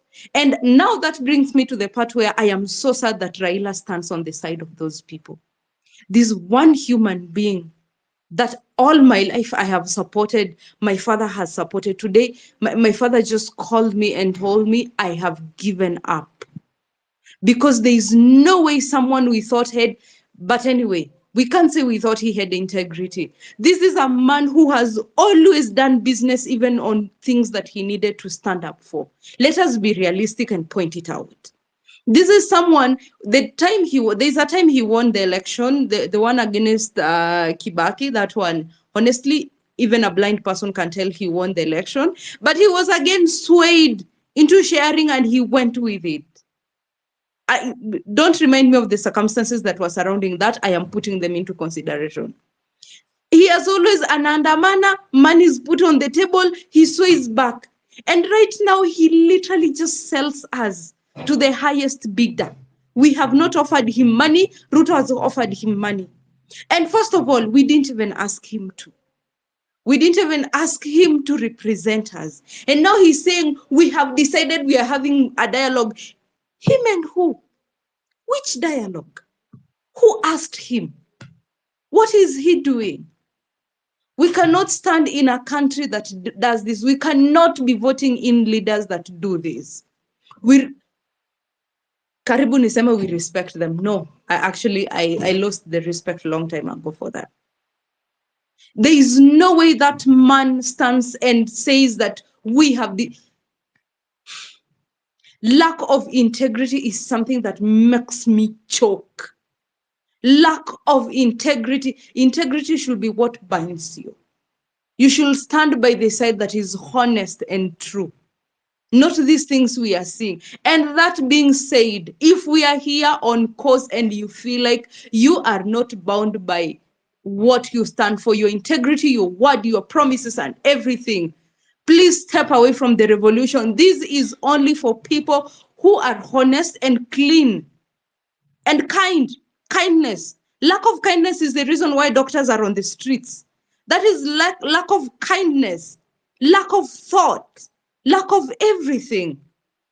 Because when you are guided by kindness, there's a way you think and reason out. Not even education can give you that. That is just being a leader and being human. And loving what the people that have put you in a place that for you to represent them. That is what we need.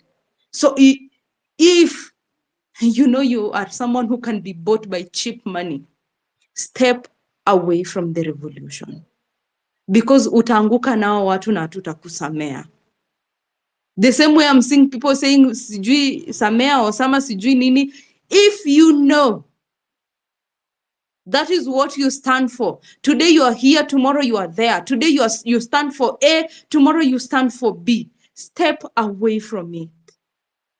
You are allowed to have your thoughts, but you are not allowed to be swaying when it comes to matters liberating our country. You're supposed to stand your ground. If you have decided to become 1 minute freedom.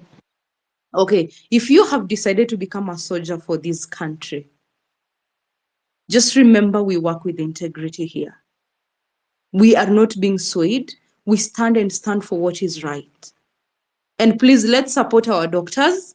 Let us go on those streets with them.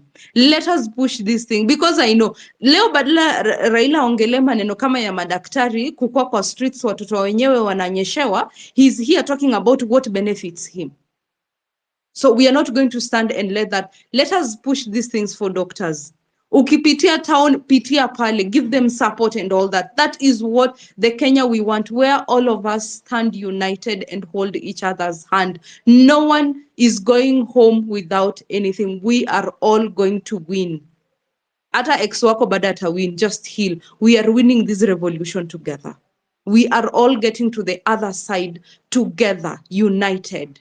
Even if we remain two people fighting, we will fight. Omtata has been fighting alone, we will fight. So if you're not a person of integrity, step the F away. Thank you. Asira yangu imeisha. Thank you.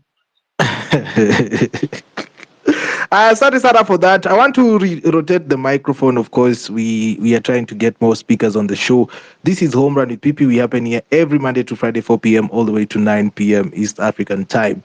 I see we had Lumumba who was with us here. Lumumba, talk to us. And then I'm going to drop a couple of speakers. If you've spoken, kindly drop so that we can have more speakers coming to the mic. Lumumba, how are you doing? Yeah, thank you, people, for this chance. Yeah, first of all, I would like to congratulate you for the milestone you made so far. Yeah, mimi niko na hasira. First of all, are you getting me? Yeah, nakupata. Are you on earphones ama nini? Because I can hear some echo from far. No, I'm not on earphones. Okay, jaribu kuproject sauti kidogo but tunaweza kusikia. Yeah, so I have the three matters to address here. First of all, I'm really disappointed with how our ministries are performing in this country. Look at the audit report from NTSA. Billions have been lost. Look at an NHIF. Money has been lost into pockets of these politicians or the so we call leaders. These are taxpayers' money. I think it's high time we, the citizen, rise up and fight for what is ours. The cost of running business in this country. You have the housing levy, NSSF, VAT, in corporate tax, pay, NHIF. All these are borne by the employer. Look at how the payslip of an employer has shrinked. Actually, we are very suffering a lot. So, and this is a Raila factor in this maandamano. We told Raila to stay away from it. But quite unfortunate, he's come forward at such a time and he has said we. I'm not among the we because I'm on my own. Let's forge forward. Thank you, Pipi. Thank you, Lumumba, for keeping it under 3 minutes. All right. I see we have mute your mic, Lumumba. And drop. Thank you. Thank you so much for tuning in as well. I see we have the first lady. A little first lady. Yes, Shazi Sean is here with us. Talk to us. Then Hulida is here with us. I'll finish with this batch of speakers and then I'll have to bring more new speakers as well. First lady. Thank you. First of all, I'm mad that this government has turned me into what I have become. I just want to say quickly something I've been meaning to say since this whole thing started. The reason why these guys keep pushing for a leader about this thing, you can all clearly tell it's because they want someone they can compromise. And that's been the greatest strength we've had because they are unable to know whom to speak to call off all demonstrations and all of that. The question is, when these guys keep saying they want a leader, do they mean we need to do elections for young people or what? Because my understanding is Gen Z or millennial or whatever generation anyone falls, we all elected these people. We are not supposed to be in this predicament in the first place.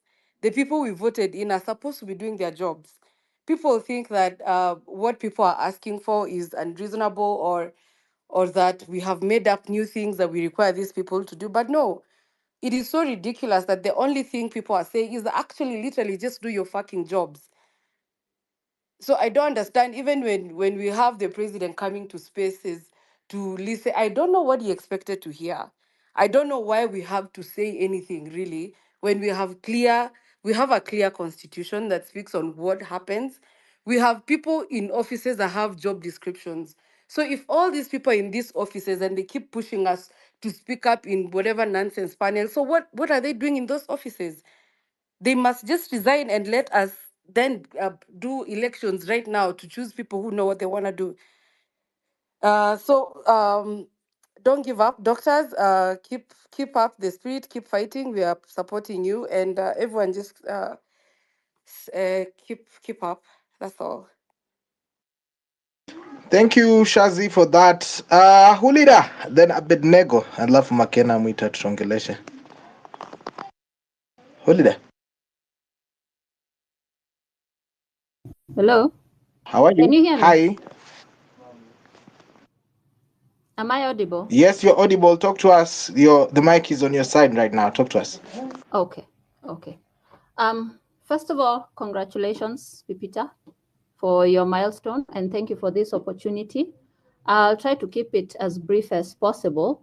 From what I've concluded as this movement has been going on, I feel like I ran into the same problem whenever I try to review what has been going on, because for a long time I felt like I was insane looking at the condition of the country all the way from Uhuru's administration.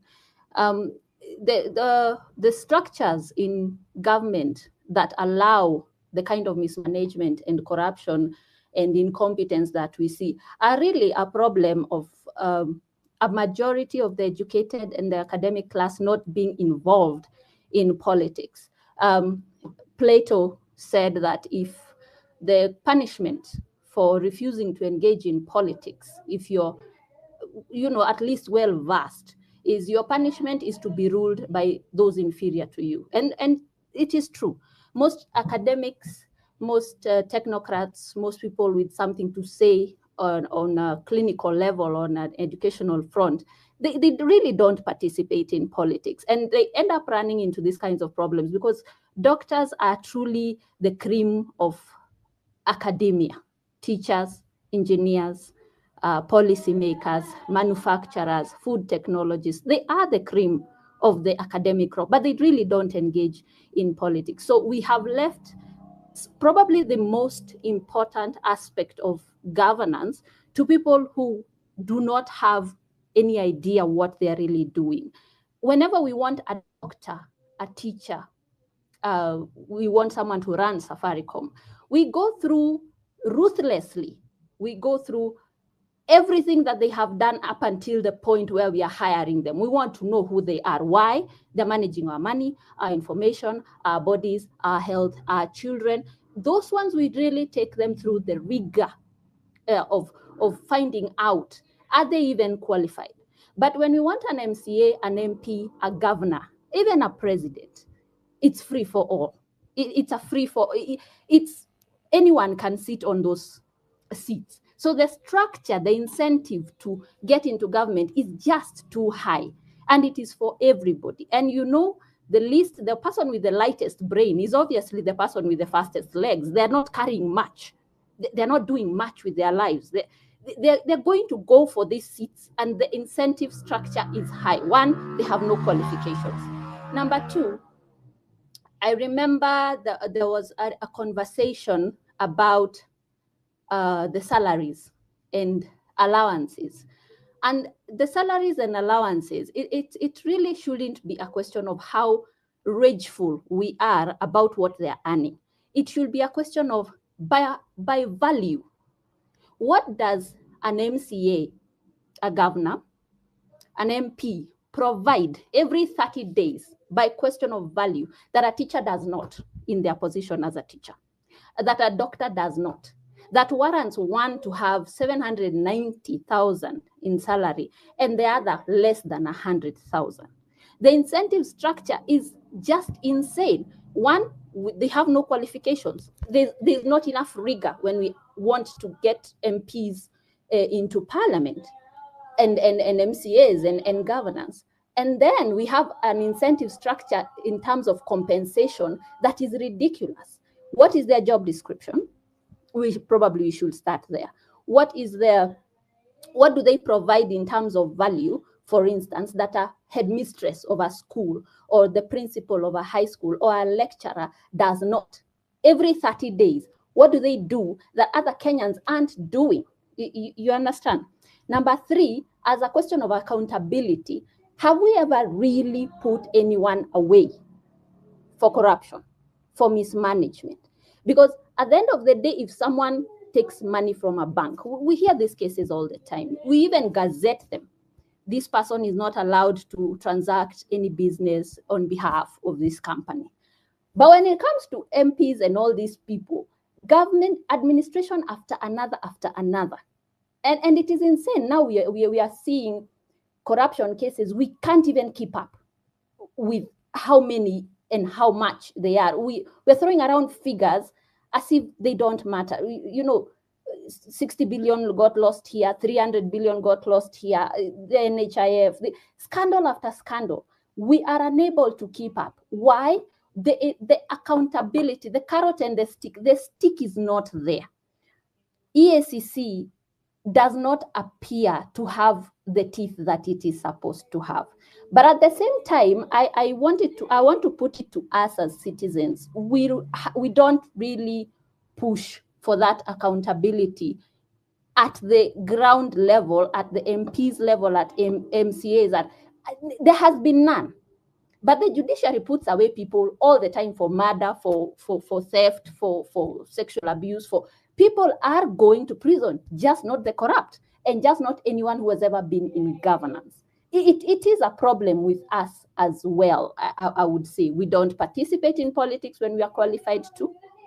When we get in there, we do nothing about the structures that put in place that just continue to remain. Because there's a saying, a French saying, plus ça change, plus c'est la même chose. The more things change, the more they stay the same. We could go for fresh elections. We could go for a change of governance.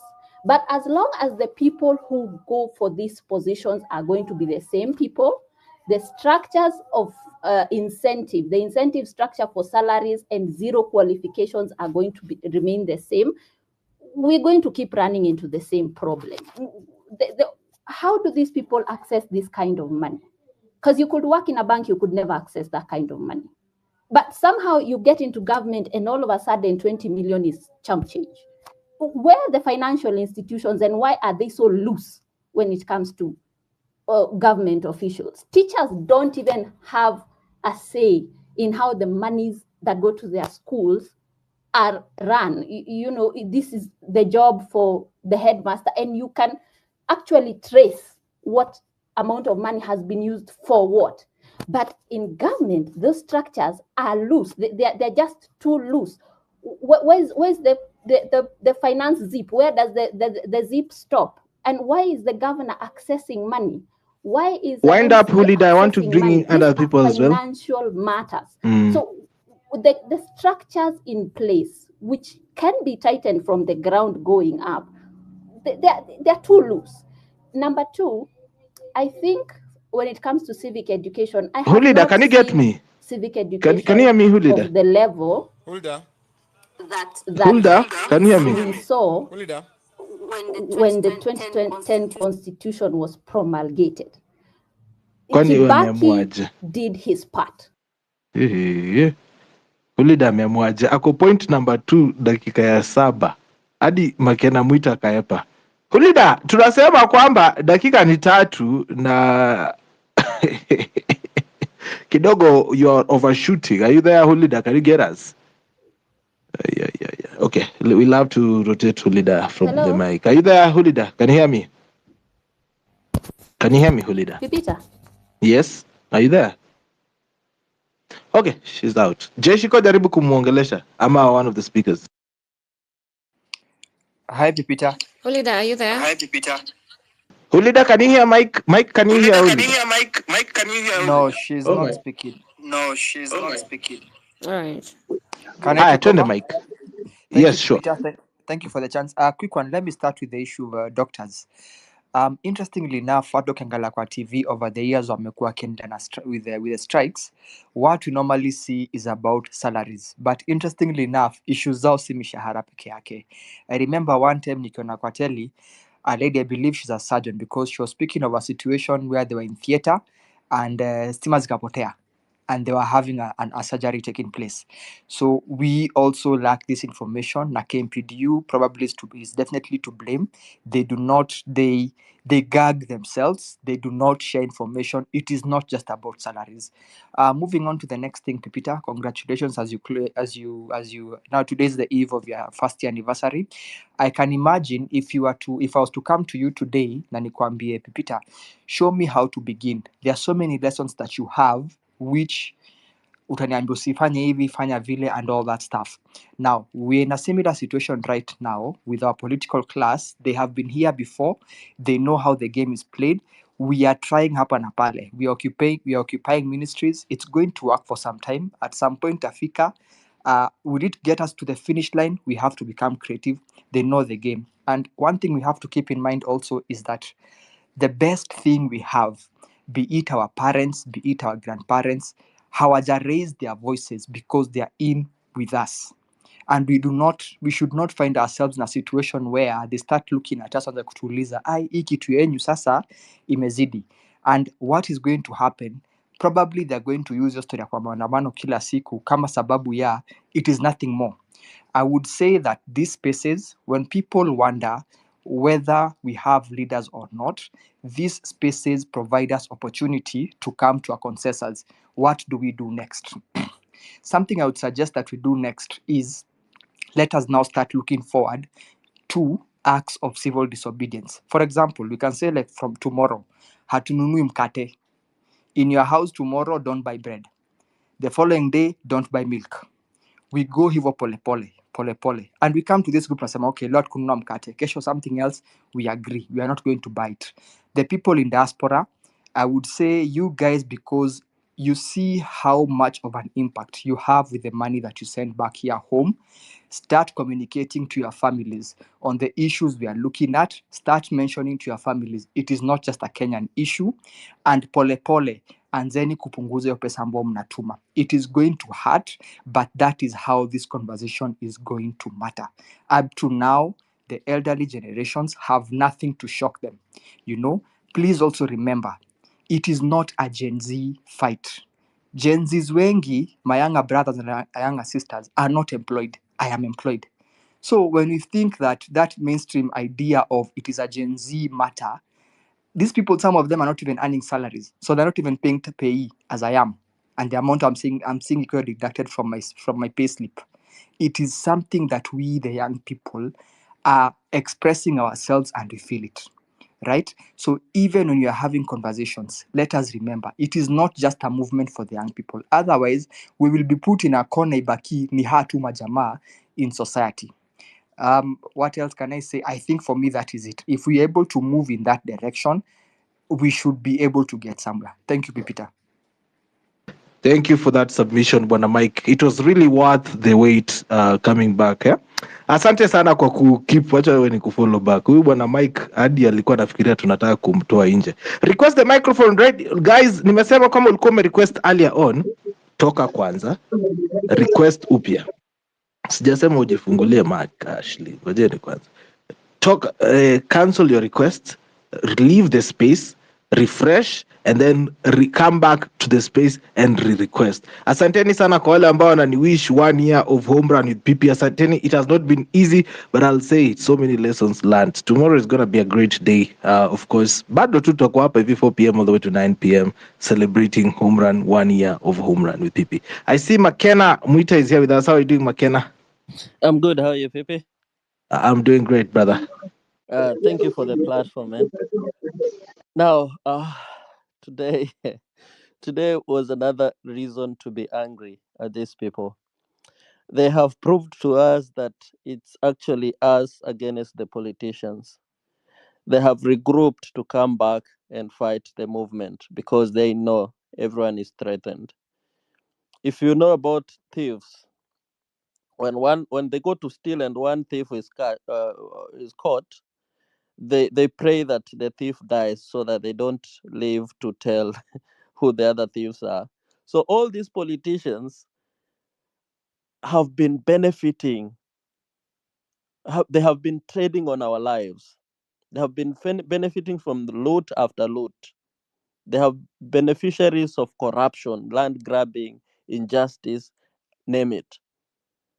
Now they have seen that people are woke, that these people here have no leader, they have no tribe, they see no tribe, they don't care about your middle name, they don't care about your tribal politics. They're coming for accountability and transparency, and they have regrouped now. They're coming here to say that they're going to do a dialogue. Who wants a dialogue? Some things don't need a dialogue. Accountability doesn't need a dialogue. Fighting corruption does not need a dialogue. How do we come and tell Ruto to fight corruption? He has to be intentional about it. He knows he's in charge of the country. He has all the information. He gets all the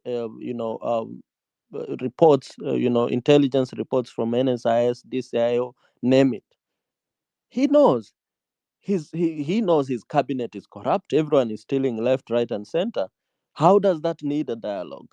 Who is Raila? Who is Raila to speak for Gen Zs? Raila is almost in his 90s, in his deathbed. Raila will not be here in 10, 15 years' time. Why should he dialogue about the next generation, about young people who are looking for opportunities, who want their government to be accountable and provide services that people need? He does not speak for anyone. Raila in 2017, he even made us believe that he actually won the elections. He went ahead and sworn himself in as people's president. During the Mandamanos, people died, including Baby Pendo, a young girl who was just about a few years or few months old. She died. She was killed by the police. The family have never got justice to date. Miguna, there are some things I don't agree with Miguna, yes, but he's a Kenyan. We all know he's a Kenyan. We all know he was cleared to vie from a governor position in Nairobi. What did Raila do? When he shook hands with Uhuru, the first thing would have been seek justice for the families of the lives lost protesting for him.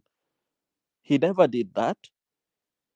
He never told Uhuru, now bring Miguna back because you sent him away. You exiled him from his own country because he sworn me in. If you have to charge him, bring him back and charge him in our land. You don't have to exile a Kenyan citizen by birth. He never did that because he didn't care. It's all about him. He benefited whatever money he was paid. All that, all the families that lost their loved ones. Come 2022, Raila again told us, open servers. He went into the streets. People died. Nobody has ever received justice. Raila does not speak for them. When he was supported by Ruto for the AU position, he forgot all about the lives lost. He does not care for anyone. It's just him and his stomach. And then come now, Raila is coming out and saying, we are going to do a dialogue. With who? Ruto was killing people. Police were killing, shooting live bullets. A lot of people in hospitals, nursing injuries. A lot of people have died for this. And all the government needed to do is just respect the rule of law. Kenyans have a right to protest. Listen to the people. The people are saying they don't need this finance bill. You cannot force it on them. They don't need it. They don't want it. Kenyans don't want to pay more taxes. Kenyans want you to account for whatever they are paying. They went ahead and shot people, killed people, abducted people. Some people are still missing. A lot of people lost their businesses because politicians hired goons to destabilize and interrupt a peaceful protest. So people fight on. These politicians, it's them against us. It's the political class against common Kenyans, common Wananchis. There is no politician who will sit on the table and negotiate for anyone but themselves. So this should be something, a reason again to be angry and go out and do whatever you can. Whether you're in the diaspora, pass the message, go to embassies, protest. If you're in the ground, go on the streets, hold the government accountable until they're able to meet our demands. And our demands are very clear. Accountability, simple. Fire all those CSs. They're all corrupt. They're thieves. Reclaim whatever they have stolen back to the people. It's enough to pay our debts. Fire that Inspector General of Police who ordered police to shoot innocent young people, including children. Simple. The message is clear. Show us that you mean well for the country. Toa hizo position zote za upuzi zenye hatuhitaji, because we're already overburdened by recurrent expenditure. The wage bill is too high for our country. Too high. We don't have enough to pay all those people that position that we don't have in our constitution. That cabinet secretary position, prime cabinet secretary that Mudavadi is holding, it's not constitutional. So we don't need those people. We are too overrepresented. If it means changing the constitution, we can amend the constitution to remove some positions so that Kenyans are not burdened by the wage bill. We don't have enough. The little we have is being stolen left, right, and center. These people don't mean well. Even those people, senators who are speaking well in the Senate, they voted yes for a conflict of interest bill that is going to allow politicians and civil servants, public servants, to trade, to do business with the government. Kina Sifunas, Kina Ledama, they voted yes. And yet out here they're saying they're with us. They're not. They're not with us. It's about them. And they're worried because now the politics of Kenya is shifting from tribe, from handouts to issues. They're threatened because they will not thrive in lies anymore. We have the records, we have the receipts. They're not going to lie with us anymore. We seek information because I think it's chapter 27 of the Constitution, right to information. It gives us right to go in any office and demand accountability, demand for information from public offices. We know our rights. They're not ready for that because they have lied to us for far too long. People raise against all this. There is no dialogue. We are leaderless. We soldier on. I think I'll end there. Thank you, Pipita. All right. Thank you for that submission, Bwana McKenna. I see Yaroslav is the last one here, and editor Jungle Geek. Yeah, Jungle Geek, talk to us, and then we'll let my co-hosts add more speakers as well and run the conversation. Talk to us, Yaroslav. Yeah, thanks, Pepita. So today I've been a very shocked person, but not shocked, not shocked because of the events that have happened today, but rather the expectations that people had of the political class to an extent, because people need to understand the moment you declared war on Ruto regime,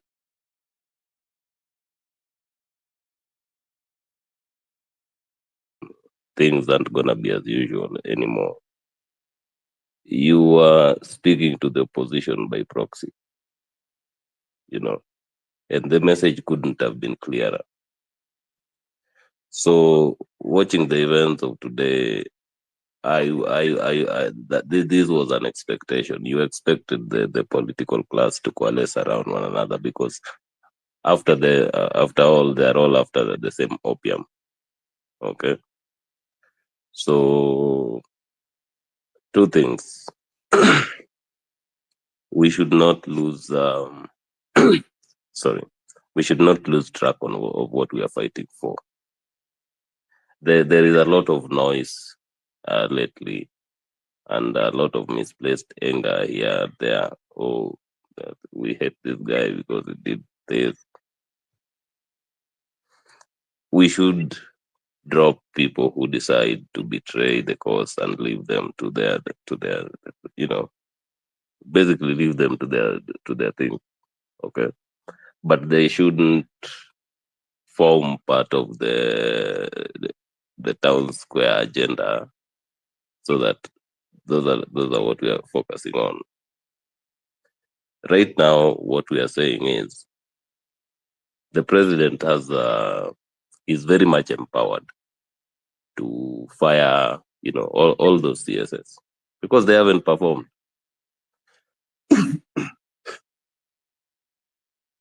You call somebody like Ababu Namwamba, tell him, show me your track record. I'm pretty sure he's not going to even name 5 things that he has done. Call Aisha Juma. Aisha Juma, I don't know her portfolio, by the way, but I hear she's a cabinet secretary. Then there is another one, they're just very funny names, Clearly somebody who did not expect those people to work from there. So let's take the bull by the horns, and let's continue taking the bull by the horns and leave all these other side shows. And ask Ruto that if he never intended for the ministry to be run from, by the various cabinet secretaries, then he should take, he should take responsibility fully. So he either fires them or their failure is his failure, and we hold him accountable to that. Thank you. Back to you, Peter. Thank you, Yaroslav, for that submission. We see Hulida is back. Hulida, what are your submissions? Alafu, I refresh this mic up. Let me just talk about what this is about at to Shafika top of there. Let me play the jingle. Yo, what's up? Baby, let's go! You're listening to Home Run with PP. Weekdays from 3 p.m. to 8 p.m.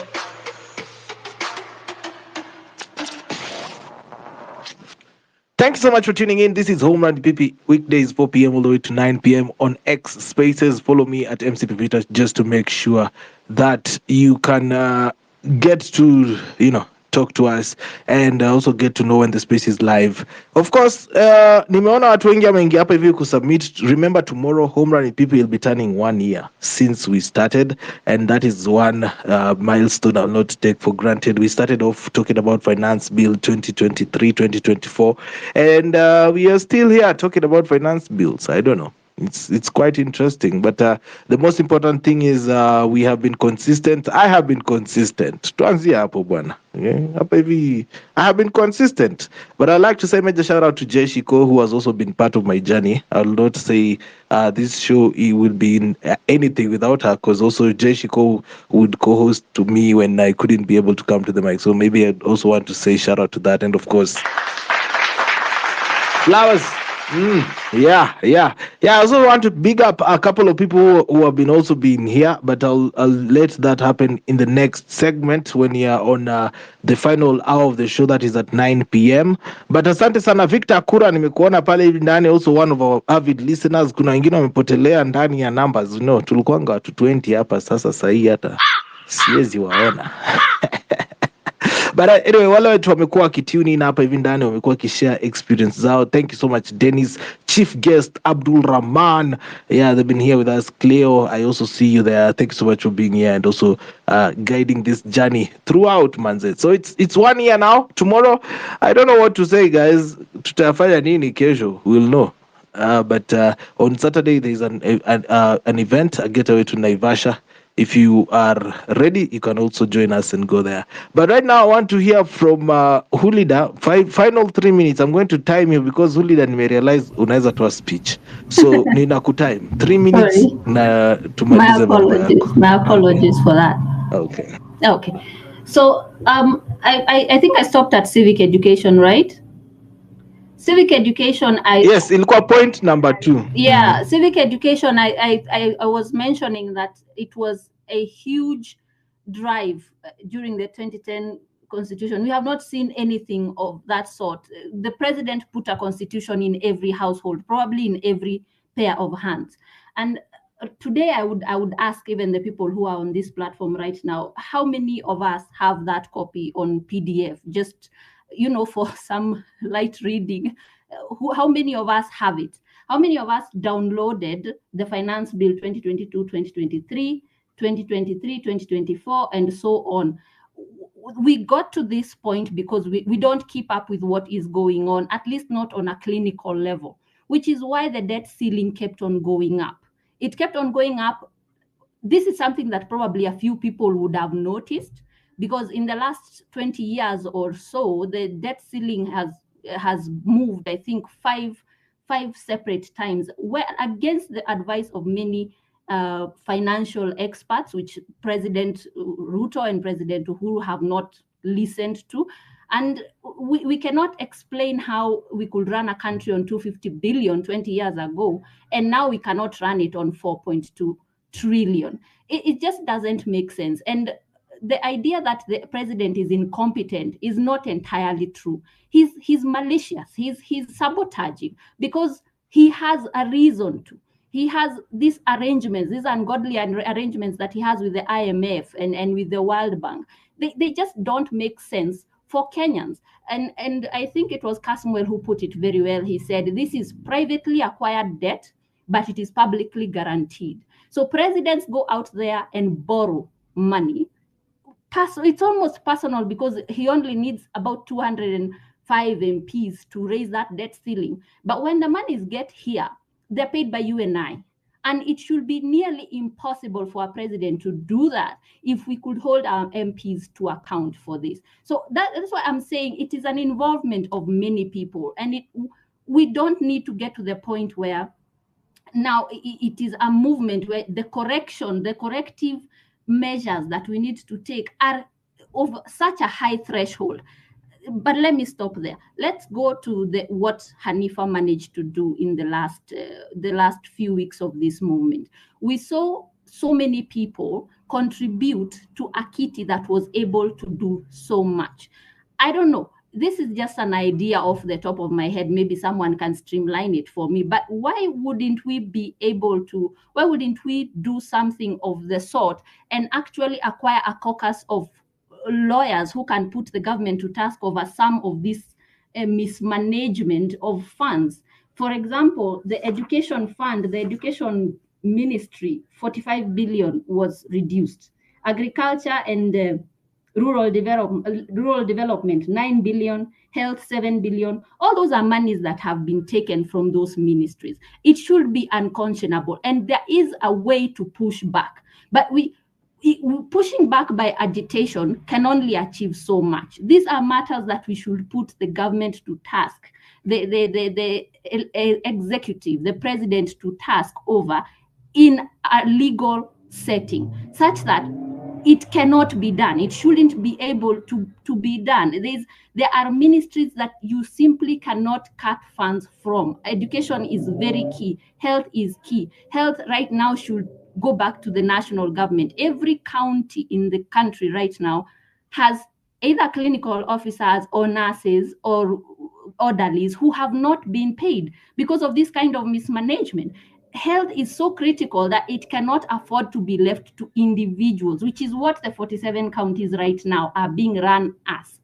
So I want to wrap up as quickly as possible. If we could find common ground such that we can put the government to task through the judiciary on some of these matters, especially matters of finance, then I think we will be getting somewhere in an action-based setting. Because at the end of the day, we could have the best president, but as soon as he leaves office, the next guy could be the guy like what we're having right now. We could put him out of power, bring in somebody else, but keep the structures the same, and we are going to run into the same problem 10 years after this competent president is gone. We'll just keep on cycling the matters. But if we can understand and take up the job of the oversight of the constitution by the best legal minds, the sharpest legal minds can probably join platforms like tell us. Hello. Time is up. Okay. I yield. Thank you very much. All right. Abdul Rahman and any other speaker, please kindly avoid sharing tweets on the Jumbotron or on the space, because my space inaanguka. I do not have the capabilities. So tafadhali, let's just keep that Jumbotron as clean as possible. It's not by design that I do not have anything posted there. is to keep the space stable. Now Abdul Marudi, when do nakupatia chance hii as I try to reconnect with my co-hosts as I dropped them. Hao wengine wote request the microphone one more time. We have at least 1 hour before we call it a night today here on Home Run with PP. Thank you so much for everybody who spoke. Mimi nimewambia tu kitu moja. I am in shock and disbelief. Longest 1 minute I've watched of Raila Odinga speaking, but I'll play that after Abdul Rahman speaks. Abdul, hi, uko hapo? Yes, PP. Nimesikia wase wamerefer a lot to hiyo speech ya hiyo interview ya Obina Show na Murkomen, na I took time kuiwatch last night, then nika follow off, nikairaukia asubuhi, nika watch because I really wanted to understand hivyo nini. So wase hawana noma whatever you wear ama whatever you eat, PP. We really don't care. Kitu yenye iko laki ni empathy. Una read the room, unaona vile wase kwa TL wanaambia nanga read the room. Hawezi kuja kufloss sijui hata kama unavanga nini, because tunajua wewe umekuwa lawyer, wewe umekuwa lecturer, wewe umekuwa senator na sasa wewe ni minister. Definitely, na kama uko na law firm, una run a law firm, definitely you are a man of means. But ku read the room na kukuwa na empathy ni kuweka feelings. Kuna wase wana go without jobs sahi, wase wako depressed, kuna wase wana go without food, kuna wase wana go without rent. Hiyo empathy haiko. So kuna insensitivity fulani inatokea when he's flossing about a friend mwenye amemwambia collections, then he talks about some place they went in some country and then the cards were not working. Sijui he would have resorted to paying with some of the collections in the watch nini. So essence yetu ya kureorganize this whole issue ni kuhakikisha wase wako sensitive to the needs of wananchi. Hatuwezi kuwa wewe ukiwa pale juu una lose touch na wase hapa chini, you cannot feel what is the most pressing. Haujui hata hizo issue alikuwa anasema tunataka the reason why tunataka kuongeza the fuel levy ni kwa sababu ya ku maintain road maintenance, kwa sababu kuna road zinaendaga zinakaa without the road network increase, but your time your levy iliongezewa some I think 20 or 30 years back. Unajaribu ku make sense, but bro, angalia ukiongeza any cent kwa any shilling kwa any a liter of fuel, ina touch boda, ina touch unga, ina touch everything, na inaumiza wase at this level yenye tuko. So mi naona at the moment kenye tunafaa kukua tukipush kabisa ni hao wase wa kuage sensitive even when they were speaking. Wakati akipiga story na mabeste zake ni sawa, but when this information is going back down to in a trickle down to unemployed youth, to mothers that have nothing to feed their kids na wana story ya kuambia jioni wakenda kulala why they are hungry, ina come out as the most cruel and insensitive piece of info yenye msee na pass. So mimi ningetaka kama kuna agent wa gavana mwenye yuko kwa hii space ama mna yeso wenye mna prepare hiyo security briefs to the head of state ama to whoever huwa mna brief, ni sensitivity. Sisi tunataka mrecognize that sisi ndo mabosi, yani sisi wananchi ndo tumewaweka pale mtuongoze. We want you guys to feel that we are the owners of the country. Nyinyi you're just our stewards, and if you can steward our responsibilities, ama zile positions tumewapea in trust to mnaweza hold responsibly. Sisi hatuna noma na nyinyi, but as long as mtaendelea kukaa hivi, we will keep fighting you na mtaua wenye mtaua na wenye watabaki tutabaki. So thank you so much people for allowing me to come back. Karibu sana Abdul Rahman, and also Hulida. But then Hulida ukoita after kazi ya speaker unaweza pata because you already have content. Asante sana also Abdul, nimekuona hapo hivi confraternity jamani, hizi jina ni ngumu bwana. Confraternity of patients, how are you doing? Hi everyone.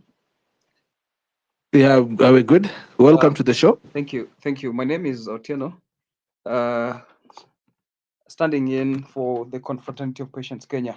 So the Confraternity of Patients Kenya is a non-profit institution. It's an indigenous institution, not donor funded, but supported by individuals who are interested in championing for the interest of the patient. Quick one is that we seated here in this space, we are either suffering from something, particularly medical, or we are taking care of someone who is suffering, or potentially you're one. The next moment you wake up and you find yourself ailing. This is a very interesting and very important conversation, and I must appreciate the convener for making this happen. From where we sit as a patient representative, our interest is on the health and the well-being of the population. And allow me to address to a few things, particularly the fundamental parts on healthcare service delivery, healthcare service health system strengthening, or even to extend it to universal health coverage. One of the very fundamental pillars to it is leadership and governance. Leadership and governance, therefore, means the first questions we're going to ask ourselves in this space is, and that part of leadership and governance is, are we safe with the leadership of the health sector, those people in the leadership of the health sector? Leadership in health sector, considering that also health sector is a devolved system, is a devolved function. However, looking at the budgeting and other support system for the healthcare ecosystem, we realize that the Ministry of Health is heavily funded. The counties are as well, allocating some funds and so forth. So the question we're asking ourselves, and we also want to challenge the public to ask, is that are we safe with our current leaders in the healthcare system? That is in the Ministry of Health, our good Minister Nakumicha. Of course, the buck stops with the presidency because it is the president who is at the top of the leadership. Are we safe so that you wake up tomorrow in the morning, you walk to a health center, and you want to have your blood pressure checked? Are you safe that you're going to get the right and professionals with the right qualifications? Are we going to get the medical officers? Are we going to get the clinical officers? Are we going to get the nurses? Are we going to get the laboratory officers? Are we going to get the right persons who are going to capture our data?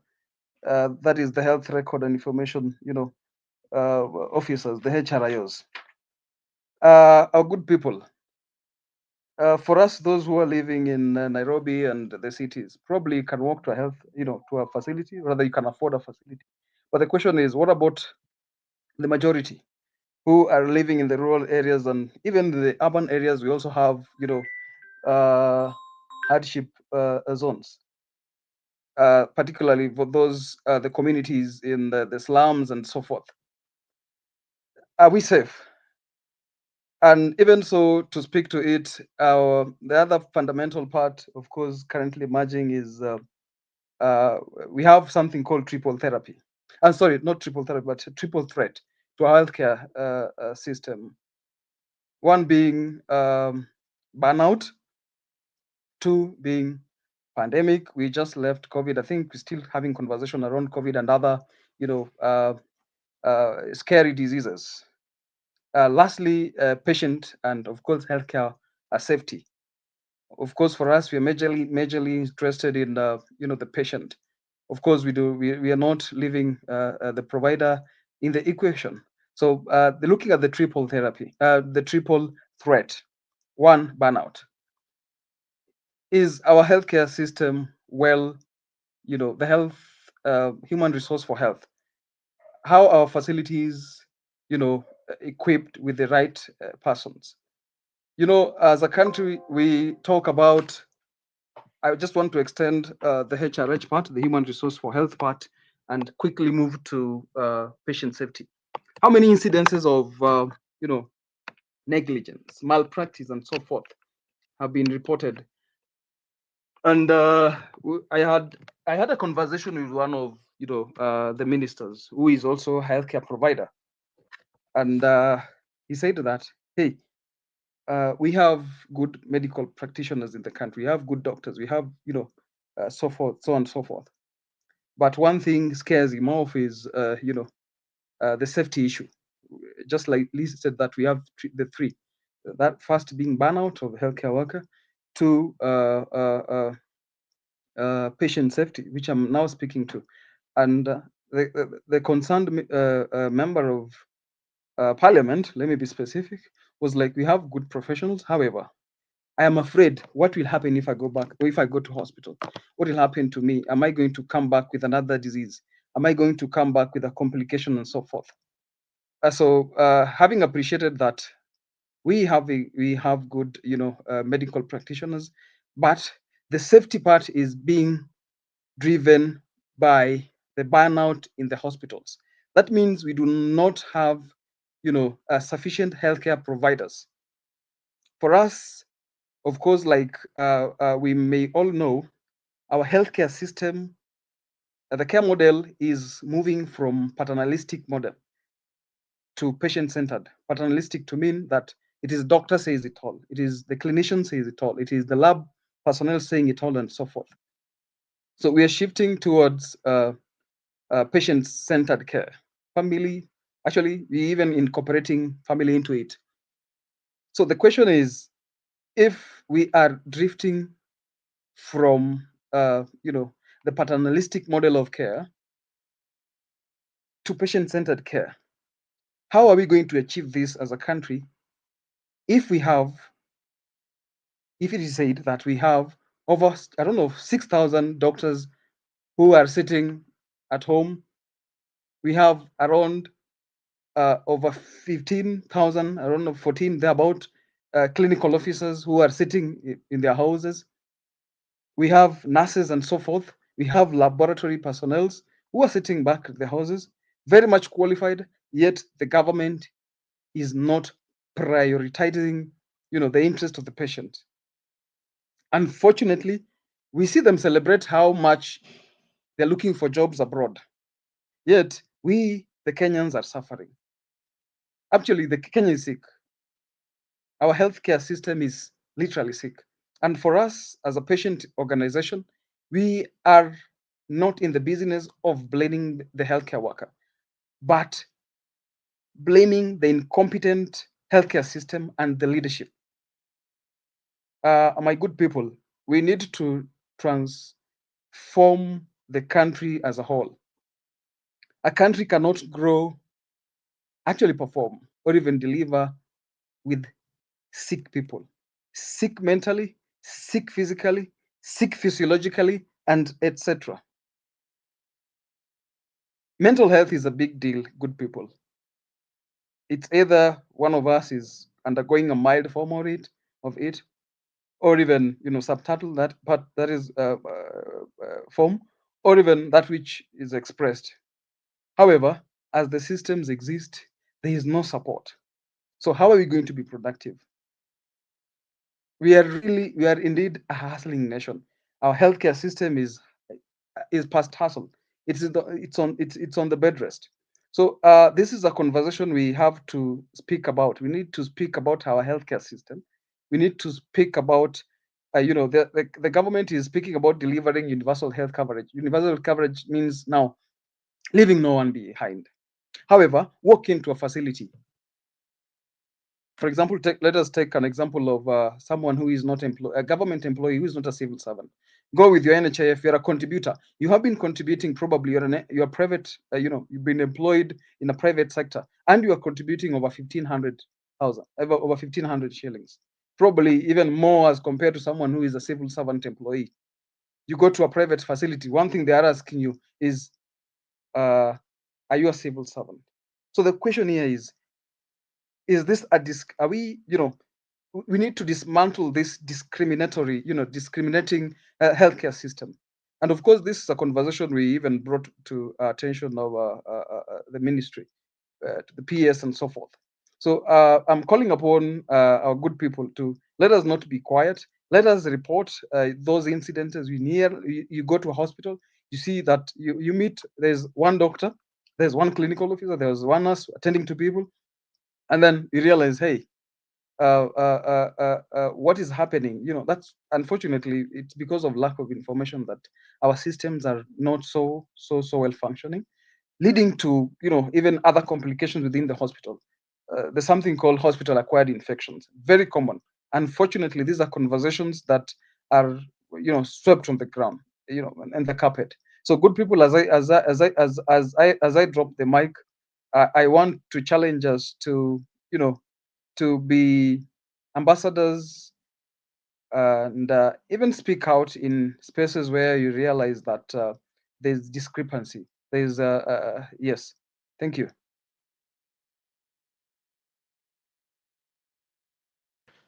Thank you for that. I'm just gonna call you Cough Pack. Yoni. I've been a champion of that because I believe that many people do not talk about mental health enough. So thank you so much for that conversation going. Remember, every Thursday when normal programming resumes, Home Run with PP brings wellness and health and wellness every Thursday. So yeah, be on the lookout for that, and we'll also be having that conversation on mental health. So Kofpak, be on the lookout for that as well. Now, I have Professor who? Professor Ochieng Adongo. How are you doing, Prof? Lakini hiyo profesa yako sio ile ingine. Prof, hi. Huyo ako wapi huyo? Hello, Mm. can you hear me? Hi.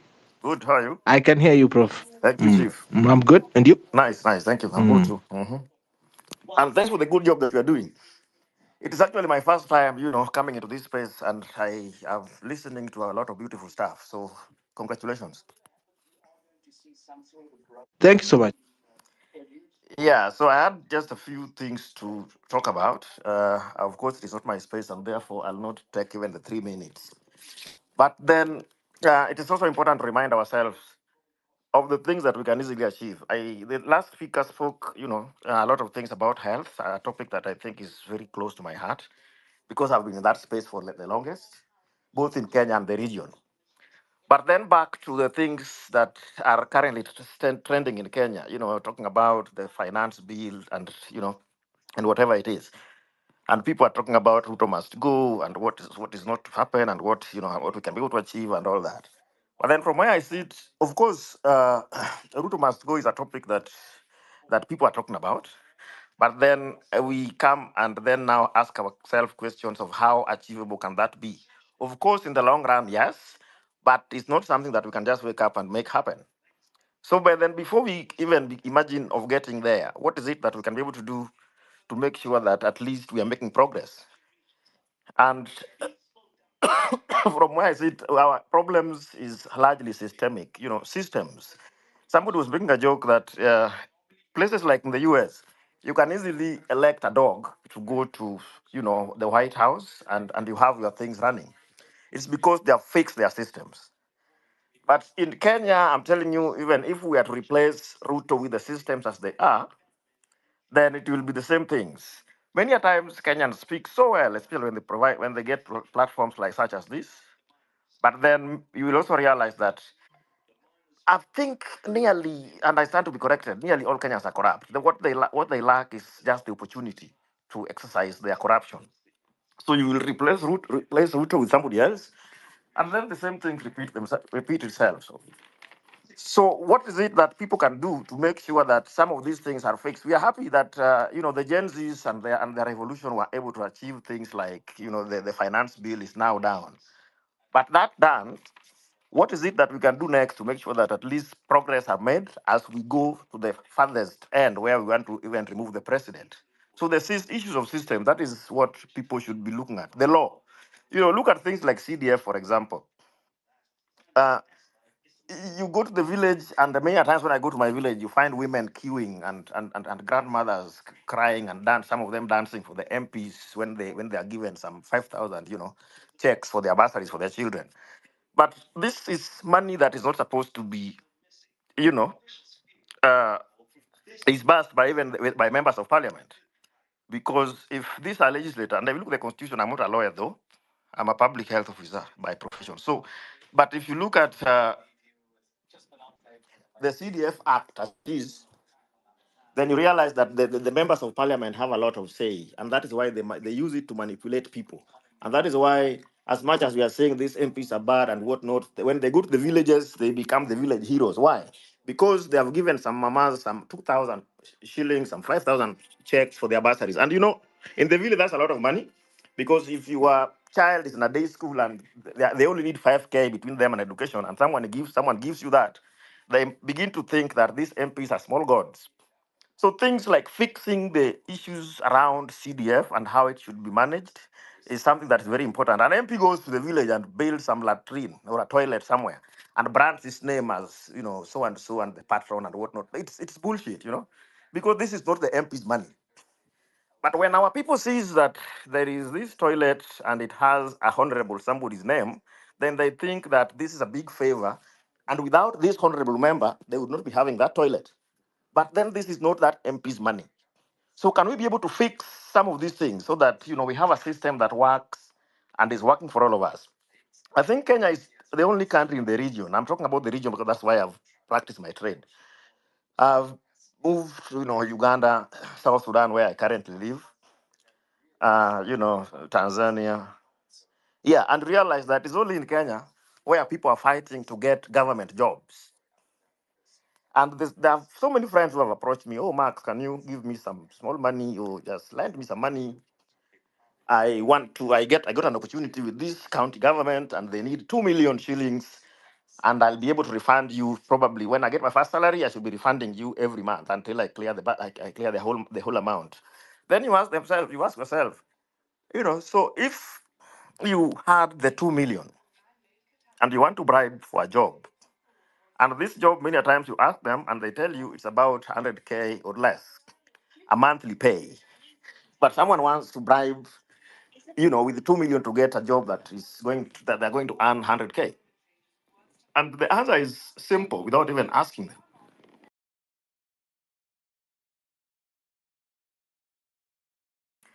To work or to earn a living. But they know that once you get there, it is about the salary. So it is only in this government spaces where people get a chance to steal the most. And therefore, people are ready to pay whatever it takes to make sure that they are in those spaces. So these are the things that, as Kenyans, we should be able to focus our energies on and try to fix before even talking about the president going or not going. So that we talk about, small doable things that we can be able to do and make happen. The IEBC I saw today and the rutos and the Railas of this world were talking about assenting to the bill. Okay, of course, it is a step. But then that is just one step. I think having a fully, functional IEBC takes more than just those, that's what we witnessed today, and the speeches about dialogues and whatnot. We don't need a dialogue, for instance. We don't need it. So we want a situation where the momentum is kept, and we are looking at how do we make those small steps as we move towards our bigger goal, which is making sure that the whole government goes home. Look at the doctors. The doctors, I think, when I was in the University School of Health Sciences, I was in public health. The doctors were in medical school, and from that time, some time back, the doctors hijacked, Afia House, and everything was purely, curative medicine, and everyone forgot about preventive medicine, where some of us were. So everything plus, there's a time we had a Ministry of Public Health, and there was also a Ministry of Medical Services headed by Professor Nyong'o. But you realize even that ministry that was public health, the people sitting at the helm were all medical doctors, and there was nobody, with the public health background or whatever it is. And today, the same doctors are coming back to the street and crying that things are not working for them. The enemy is not, you know, uh, the enemy is not the people who are sitting there. The enemy is the systems. So today now, people like Machen, but is it Dr. Matendechere or somebody? There's Dr. Koto, who was my PA. I was the same year, health sciences in the same school. Now he's at the Ministry of Health, working with the minister at the moment. But you realize that Akoto, who we knew as, some of those very strong activists, today Akoto is speaking the language of the government. So even some of you in this space, It is the opportunity that you lack. But at the end of the day, when you get those opportunities, you end up, being corrupted and whatnot, and are how different. Who knew people like Akoto would speak the same language as the government? No one thought about that. So can we focus? That is my bottom line. Can we focus on making sure that we have systems so that whoever goes into those spaces, regardless, does not have an opportunity to lie, an opportunity to corrupt himself, an opportunity to engage in ills. So that is what is going to fix it. Otherwise, you will keep on changing people, left, right, and center. And at the end of the day, nothing much is going to change. So work on the systems, fix them. If we can have reduce the minimums in terms of systems that we want to fix. We have identified things like IEBC. I am very mad about what is happening with the CDF because I've seen how, grandmothers and mothers are crying in the villages and some of them dancing for the MPs because they have got 5,000. So if we could just identify a number of them, Hiyo because I 3 know, minutes profesa bwana, umesema imeisha yes, bwana. because I know, Wewe ni can we mkora. identify some of these things, list them, and then we go for them? And then Ruto must go, can also be at the tail end. Thank you. Thank you so much, Professor, for that submission. I see we have the honor to have the 51st president of LSK, Madam Faith Odhiambo here. Good job with the people who hivi nje kwa streets. LSK has been at the forefront of making sure that people who are arrested unlawfully sleep at home. Now, I also want to big up the doctors who have also been out there making sure they occupy MOH. I want to say this, guys. There was a photo that was going around of doctors sleeping on the doorsteps of Ministry of Health. That was a very powerful statement. That was a very powerful statement. That in as much as you're telling us, enda America, enda wapi, tutalala kwa milango yenu mpaka siku mtatupatia hizi kazi. We are not supposed to be doing this, but it is so tough. And now you cannot be employed as a doctor because of what again? I'm going to ask Dr. Bosire to speak to the plight of the doctors because, of course, of experience and stuff. But I want first of all to hear from Master Flexi Ashley, if you can hear me. Amekuwa kwenye mic kwa muda kidogo na hajapata nafasi ya kutuongelesha. And I also see Hulida has a hand up. I'll let Hulida go after Dr. Bosire. Master Flexi. Okay, thank you, Mr. Pipi, to host me. First of all, I want to appreciate and for this time, by the way. So mine is about medics, because when you see the system, this system is rigged, by the way, according to our leaders. Because when you see, we have more medics in Kenya, and we are still having a number of those who are going to graduate or graduates. They are on the way coming, and there are some of those who are in intern. Then when you see those medics kufanya hiyo kustrike, si ati mambo na ni mambo na system yao, because they are lacking some of equipments. Like you see some of hospitals, kuna zile hospitals zenye zinakosa equipment so that they can serve the patients very well. And you see there's some of politicians, this system is rigged because there's some of politicians wale wako under some projects in hospitals, like hospital hizi kubwa kubwa. You can see like MPSHA, we have some of the politicians who are shareholder there. They used to bring a lot of materials, equipments, so that unapata hizi hospital ndogo zinakosa vitu kama hizo, unaona, zinakosa service, kupeana service because of equipment. I think mnanipata. Hello? Nakupata poa. Okay, so you see like those hospitals and some of the hospitals that they are funded with politicians. That's why the system is rigged. And you see like when you go in Gishagi, some of the hospitals, they don't have equipment, and some of the equipment zinadropiwa kwa hizo big hospitals because of those systems that are rigged. And you see some of medicine saizi sasa tukisema, I'm a medic by the way, and I'm a pharmacist. where I'm working, and you see some of the drugs unapata hospitali hazifiki kwa hospitali because KEMSA inafanya ile kitu, and we have the system and tunafaa to look forward for this system, and kuna wale watu wenye wanadeal na hiyo system and which is wanafanya vitu to benefit themselves, you see. And we can come from these politicians, by the way, because of the salary. First of all, the salary is supposed to be cut off. And kama huyu mtu mwananchi mwenyewe ndiye analipa tax ndiye alipe huyu politician, how comes the politician the salary iko higher than this doctor, this medics? Surely even iko more than hawa walimu, you see. And those guys hakuna kitu yenye wanasaidia, like ukiangalia MPs hakuna kitu yenye wanasaidia, wako tu hapo kupiga kelele and bribing and doing monkey business.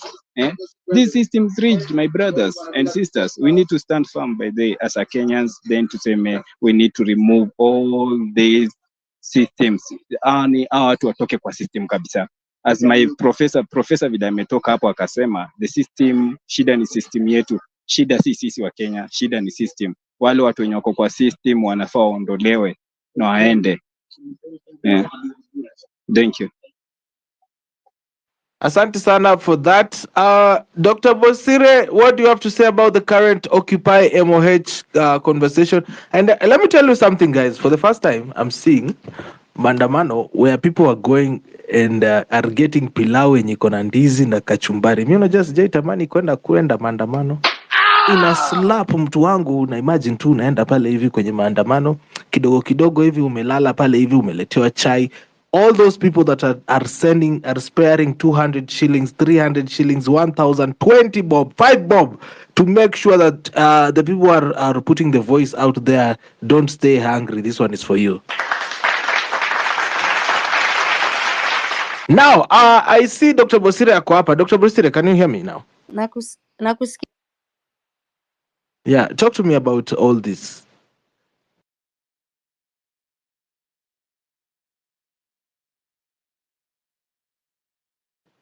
Kuna mtu kaibiwa? Dr. Bosire, are you there? Niko hapa, unanisikia? Nakusikia sasa. I thought uko drop. Yeah. Talk to Maybe me. a little bit about the history about why this is very important, and it actually touches on the whole health system. Is that after the completion of the 6 to 7 years of undergrad, we are supposed to actually do supervised training, yeah, and our seniors. And so this is usually like an automatic process. Munamaliza by December, January, latest April, mnakuwa posted, because there's no way you can practice medicine or even be recognized to have been a doctor in any part of the world without at least having done internship. Now, for the last couple of years, it started with Uhuru's, by the way, Uhuru's government. There has been a laxity around timely posting and also remuneration. And of course, the presiding strikes that you've had, the 2017 particular one, is what gave us the CBA for 2017. And it actually clearly allocated rather outlined how much medical interns are supposed to be paid. And I mean, after rationalization, and this will involve government, it involves actuals, it involves SRC, they agreed 206,000 as a basic salary. But then, of course, there's a bit of flexibility around if you're in hardship or not. It was agreed, and that was signed for. And so I even did my internship in 2013, ikisha 2014. So while I did not benefit from that second one, the 2017, any intern who did the internship from 2017 really benefited from the full 206. Walks in Nakumicha. First and foremost, the first thing that she does, she wants to call doctors who've qualified, taken the Hippocratic Oath. The only red limiting step is just the internship to get their license, students. And that changed the whole thing. Nakumicha and Felix Koske, and why? It was because they wanted to undercut the doctors. Is they wanted to reduce the salaries to 70,000, but also to not necessarily post all the existing interns. And of course, we went on approach. We were like, guy, we deposited the CBA in the labor court. There is no one in the ministry, there is no government person who actually contested it. It was agreed. And for the other cadres who were existing, that CBA is actually what is being implemented. Of course, she now came and and daraud, for lack of a better word, akadharau hiyo CBA, akadharau the existing leadership, akadecide, you know what, I'm going to, you take the 70K or you not. So of course, a court case was ensued in Eldoret. And part of it was actually the legality around wezi reduce in this country, labor laws, wezi reduce pesa ya mse, you can only go up or maintain it, right? And of course, even the illegality around it, that it is SRC that is deciding this, and yet that means that it literally completely was not following what the court processes. The court had the decision of the court, which itself is a signatory to that CBA. And so what we're witnessing today around the of course, the union has been doing a lot. I know there's a lot of emotions around the union, as should be, because I mean, there's anger, there's a lot of anger among the public and among the professionals around how this matter has been conducted, but the union has been doing something, that I will attest. To what extent it has done something to see the fruits is, of course, what we are witnessing right now. That even after today, 10 hours, yesterday, Davji was in meeting. The previous day, they were like in meetings, but nothing is coming out. The solution Nahumicha is giving is posting batches.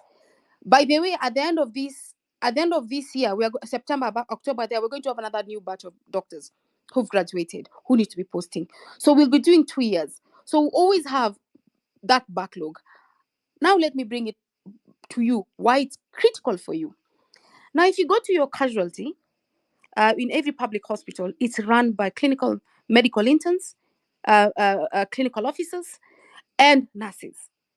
When you look at the hierarchy in terms of who is the first responder, it will be the MO intern.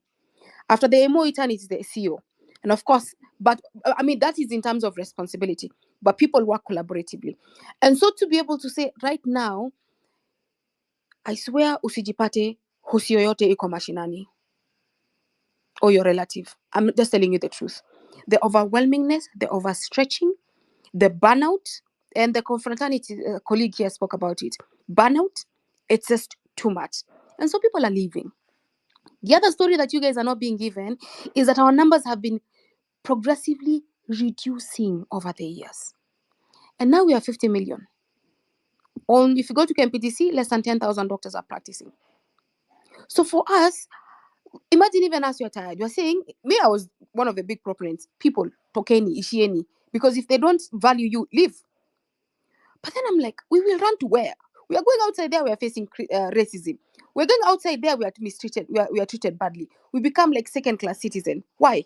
And we have a country where our grandfathers fought for independence. So we stay and fix. So what can you do? So for every single one of you who is here, you can join the movement, support the young people who are in the streets, send them food, send them coffee, send them blankets.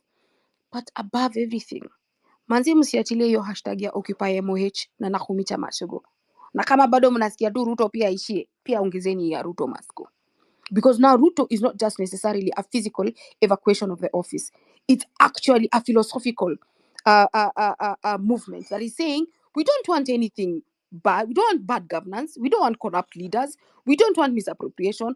MOH, by the way, if any of you have been following up the story of Sonko and some of the allegation that got Sonko impeached, one of the areas that had huge misappropriation was MOH. People don't audit MOH, yani there's usually a trust that mkipeana pesa MOH itaendea wagonjwa.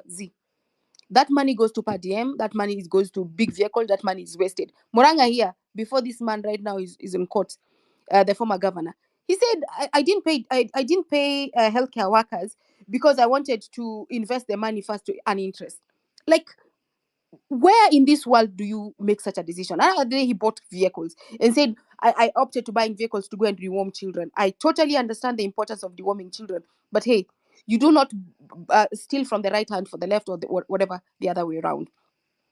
And so whatever it is that happens right now, and I'm liking that this is no longer a young doctor professional issue. I saw engineers today were in the engineering sector. That is it. Lawyers, LSK kesho, tunawangoja. I'm hoping to go to KSL soon.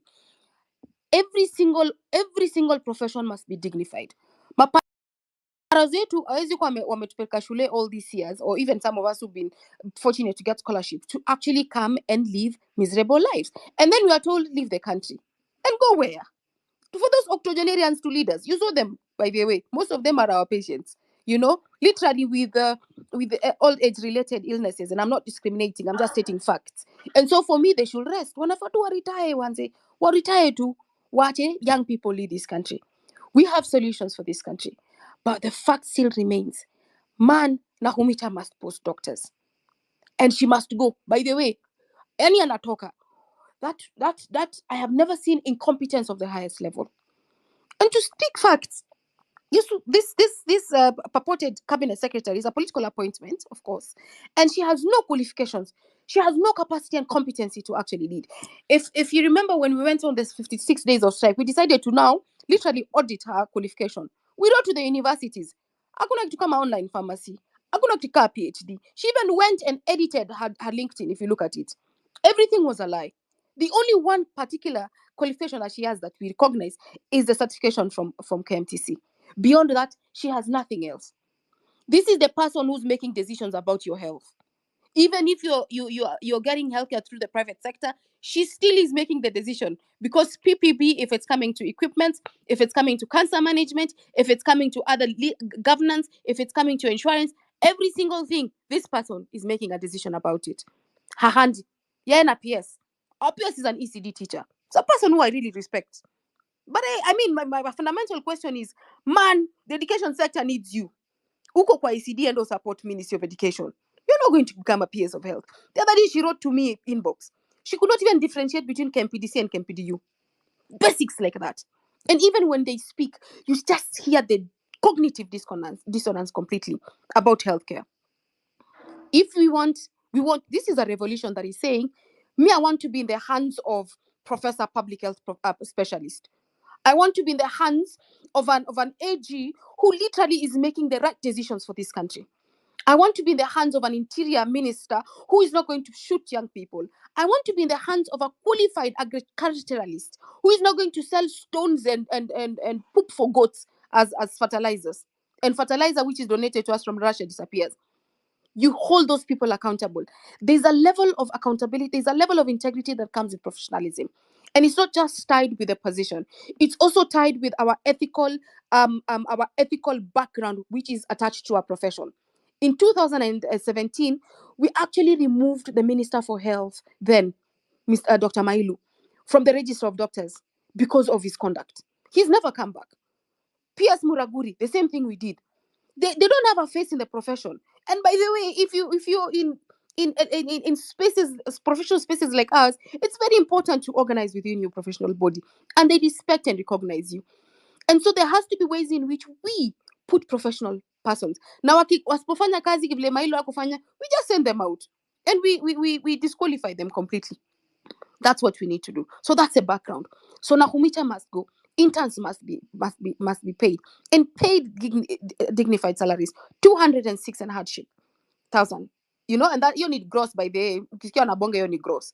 Na by the hiyo ndio ile ulikuwa unasikia anaitwa aje? Edwin Sifuna anasema aliekewa expressway. Aliekewa 300 and something k. Yeye ni mse moja. Mtu mmoja amewekewa tu ya kupita hiyo expressway. Hiyo ni sala ya doki moja, na unafaangalia ratio ya doki moja ataona mapatients wangapi? More than 20,000. So msasi kwambie ati this is a lot of money. But we must also demystify this thing that doctors are paid a lot of money. You go look at your SRC, and you look at the job grouping for public health sector, and you see what it is, the input vis-a-vis what is expected of them. Granted, private sector pays better. Granted, other sectors pay better. But then there's a calling within the public sector that literally, when you're embedded in it, you cannot let it languish. And then the common phrase I usually like saying, you're one accident away from landing in KNH. Saizi, Hanisafi akifanya fundraising. You know, like public sector, I mean, patients sijui Mbagathi, where's it treatiwa Mbagathi? Literally, unaambiwa the sluice is not working. They can't even sterilize the drips to cover you in theater. Or the electricity has not been paid. You've heard those stories. Or there's no water. Or there's only one surgeon who's been working overnight. Or the nurses are on a go slow because they're overwhelmed. Like, those are facts. The cog that runs the whole system is the human resource. Dignify nurses, dignify clinical officers, dignify lab technicians, public health specialists, dignify doctors. And part of dignify them is remunerating them well and improving their working environment. I was very privileged to do my study in an MBA on the effect of working environment on job satisfaction for public sector doctors in Kenya. And by the way, story ado, it was the last one. It was the last motivator. I said, Mommy, I want to be trained. I want to be a neurosurgeon. I want to come back and serve my people. I want to be an OBGYN and come back and serve my people. Please, just make for me the call room. Ensure that I don't work over 40 hours. I do not remember any single week that I was at our clinical doctor in frontline that I worked less than 40 weeks. It doesn't exist. Manzi paka mnalala theater. You sleep in theater. Yani, even our nurses and our cooks walikuwa naturumia, they feed you. Wanasema, bosira melala theater. Unoga theater, unamkia theater list. That is the reality of what's happening to our doctors. But imagine with all that, bado tuna hold on. And I like the person who said, when we went on strike, the whole propaganda was tunataka do. No, people. We've always questioned, aside from human resource for health, we've always questioned commodity security. We unakam tu mimi nakwambianga kila siku shika prescription, enda Nairobi hospital, shika prescription, enda wapi. The moment I send you to private sector to buy this, and I have no qualms with private sector, I've worked in private sector, there is a cost difference. There is a loss of income for that person who's living there. And let me tell you, when government does bulk purchases, one of the advantages that comes with it is that there is a reduction in cost of the commodities. So me nikikutuma maybe when in one of these private sectors, man kuna markup kaya 30%. Na hiyo markup haikuangi regulated, by the way.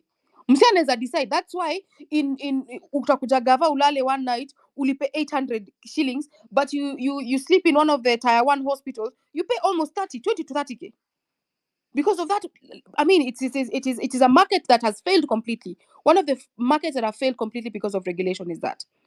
But then that means we must fix the public sector completely. Technology is easy. There's huge technology that is getting into. We agree that we cannot be able to meet all our needs. But why is it that we are not adopting technology? People like radiologists right now. But all you need to do is have a remote radiologist, have a radiologist practitioner. Yana chapatuma picture anakutumania. We unaangalia una make diagnosis. One person can actually take care of a lot of centers. We don't want to do that. We have a whole directorate of digitalization in the Ministry of Health. Wana doing nini? What are they doing? They will only come to your data protection. They will come, by the way. I think the confraternity team will talk about data protection and privacy. That's a place they're coming for. And now they've come even to the place where the shift is discriminatory. Shift cannot be a social health insurance. Hakuna mse vile unaweza ambiwa ati mwezi kohoa more than 4 times in a family, mume exhaust outpatient. Social insurance is supposed to be unlimited, particularly in outpatients. They have put limitations. They have capped, if you have cancer, they've capped how many times you can access chemotherapy, radiotherapy. They've capped that. So unakam nambo ati manze mimi pipita jo sasa itabidi you have maximized your radio sessions, you have to do out of pocket. And out of pocket, I swear, is what has led a lot of families into poverty. Tunakuwa mimi sijui kama nyinyi mna experience kama mimi. The number of harambees you've been called for medical, the number of people who are going to India, that is what we classify as out of pocket. Because families have to liquidate. Una liquidate shamba, una liquidate ng'ombe, una liquidate kila kitu. Every single thing mnabaki poverty. And then the worst part, you lose your relative. Yet we can fix that. We can improve our palliative care and be very honest with relatives and say, but at this particular point, we'll do our best. We don't want you to expend a lot of money. We will keep the patient comfortable. We have accessible morphine. We will ensure they don't get bed sores. We'll ensure they don't vomit. We'll ensure they can speak to you. We'll ensure they're comfortable until the last moment. But we are not doing that. We're exploiting Kenyans. So this Occupy MOH, interns is not the only thing you're fixing. You're fixing maternal, reproductive, and neonatal child care. You're fixing adolescent health. You're fixing mental health. You must fix all of Mute them. prof. Yes, doctor, utanipatia 1 minute of your submission alafu tutarudi kwako in a minute. I know us, Pipita. Okay, no, 1 minute. Give me final 1 minute submission from you first, alafu ndo tutaenda kwa wengine. I know us. We must fix this healthcare. And by the way, it is your business and my business to fix healthcare system. And it starts by here. Saizi, they are very uncomfortable. Wameambia kina Davji, there is no way we are going to speak about the interns thing if they are still demonstrating out of MOH. No. Somebody talked about and said, by the way, make them uncomfortable, distract them. The public saizi media imemulika watoto wanalala. I call them watoto because they are my juniors and I don't infantilize them. Wanalala outside MOH na kunanyesha. Let them feel that pain. But let me tell you people, anything you write on Twitter, Nakumicha must go, occupy MOH. Shukran. Asante sana, Doc. This is the home run with PP. Thank you so much for tuning in. This is Home Run with People, ladies and gentlemen. Of course, we are in show number second last before the anniversary. Tomorrow, Home Run with People will be turning 1 year old. We started here July 10th July 2023, and tomorrow 10th July 2024, Home Run with People will be turning 1 year old. Yani kwamba we have been creating social conversations for the past 1 year straight. Yeah, every weekday kutoka 4 p.m. all the way to 9 p.m. We started from 3 p.m. all the way to 10 p.m. Then we started 4 p.m. to, we have had a lot of variations in time. But one thing has been constant, that if it's a weekday and you want a drive show, there is always a Home Run with PP on X Spaces. And I'd like to say thank you so much to everybody who has been tuning in, those who have been my old-time listeners, the new listeners, na kila mtu ambaye anaaminia hii jani, hata wale ambao wanakuja kusikiza hapa hivi wakienda kutupigia simu baadaye kwa zile simu za 020. Tunapenda vitanda zetu. Yes, anyway. Yote tisa kumi ni kwamba Home Run PP is supported by you, the listener. If you like what you're doing, of course, there has been a tip line hapo hivi juu yenye unaeka hapo hivi support yako kama unapenda kazi yenye nafanya. And of course, thank you so much kwa wale ambao wamekuwa wakiingia pale hivi kwa tip line. I'm not able to mention all the names. And I know that people who are trying to get to the microphone and unable. Tafadhali niwaombe kwamba si eti siwaoni. Si eti kwamba sitaki kuwapatia mic. Ni kwamba mitambo imekataa kunipatia watu wengine kwenye mic, and of course the show always ends at 9 p.m. but because I have Prof here and also would like to hear one last submission from the two new speakers, we are going to extend it for about 2 minutes. But yes, if you like what we're doing, pale hivi juu kuna tip line, ingia pale hivi support. But I have Avid Adventurer to talk to right now. Avid, how are you doing? Hey, how are you, PP? Thanks, Hi. Sana. Thank you. Thanks, Sana, for letting Manze. I've been waiting to speak forever, but Umekuwa kwa laini. Manze, nimekuwa kwa line for a minute, but I was there like, kwani it's a super metro ya kwenda Kikuyu. But it's all Unaona kwa good. request bado niko na watu kama 80 wanangojea, but talk to me, man. I know us. I've heard a lot of what guys have said.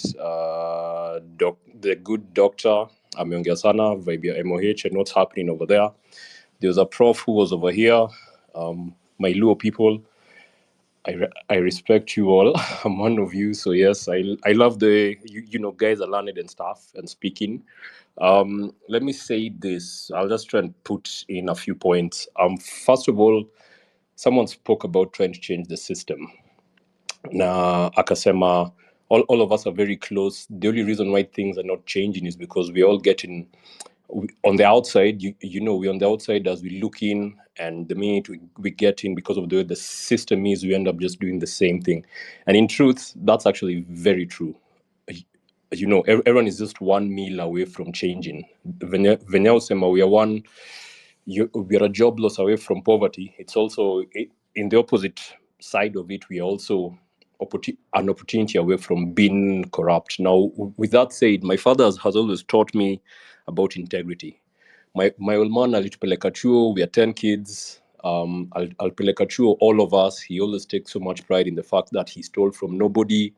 His salary is what pushed him. He was lucky enough to work for the Ministry of Trade in the 70s, and then he got into the UN and akajipanga akaget into shares.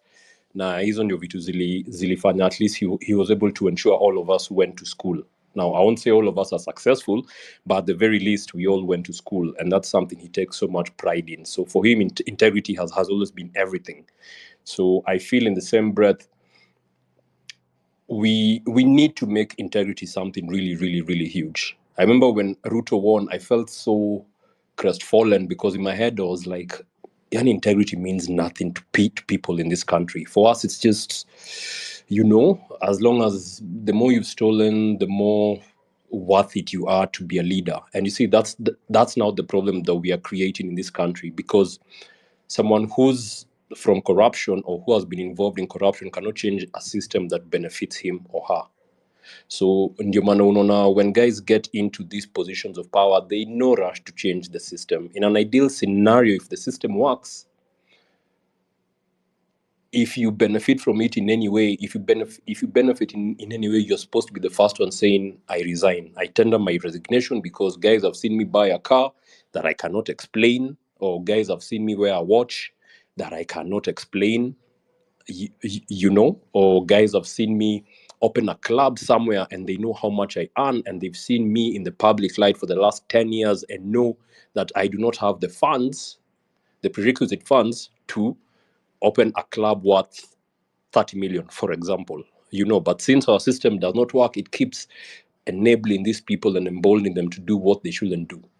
So I think the bigger issue is, even as we continue with the march and the revolution, cha muhimu ni tunasema we also need to change the system completely. We have to break it. We have to break it and start it from scratch. Build brick and mortar. We have to break it and start it. Otherwise, what Doc is talking about and the likes, Aita change, will still be in a situation where you have PSs who shouldn't be in the positions they are in. You have ministers who shouldn't be in the positions they are in. You have their underlings and the likes, and we'll continue another Occupy MOH, or Occupy LSK, or Occupy the Engineering Society of Kenya, or name it. So these are the things that we fundamentally need to fight towards. Now, the beauty is that I'm seeing guys are rejecting what the politicians are trying to come up with. The dialogue issue. The issue is not dialogue. And let me say this. I was also once a Raila guy, and Raila's let me down over the years, so I moved away from that area completely.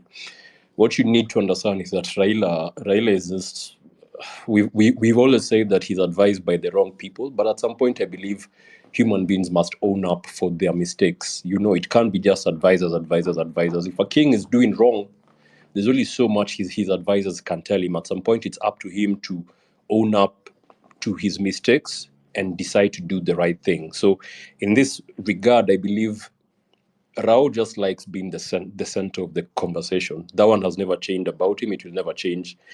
He's 80 right now.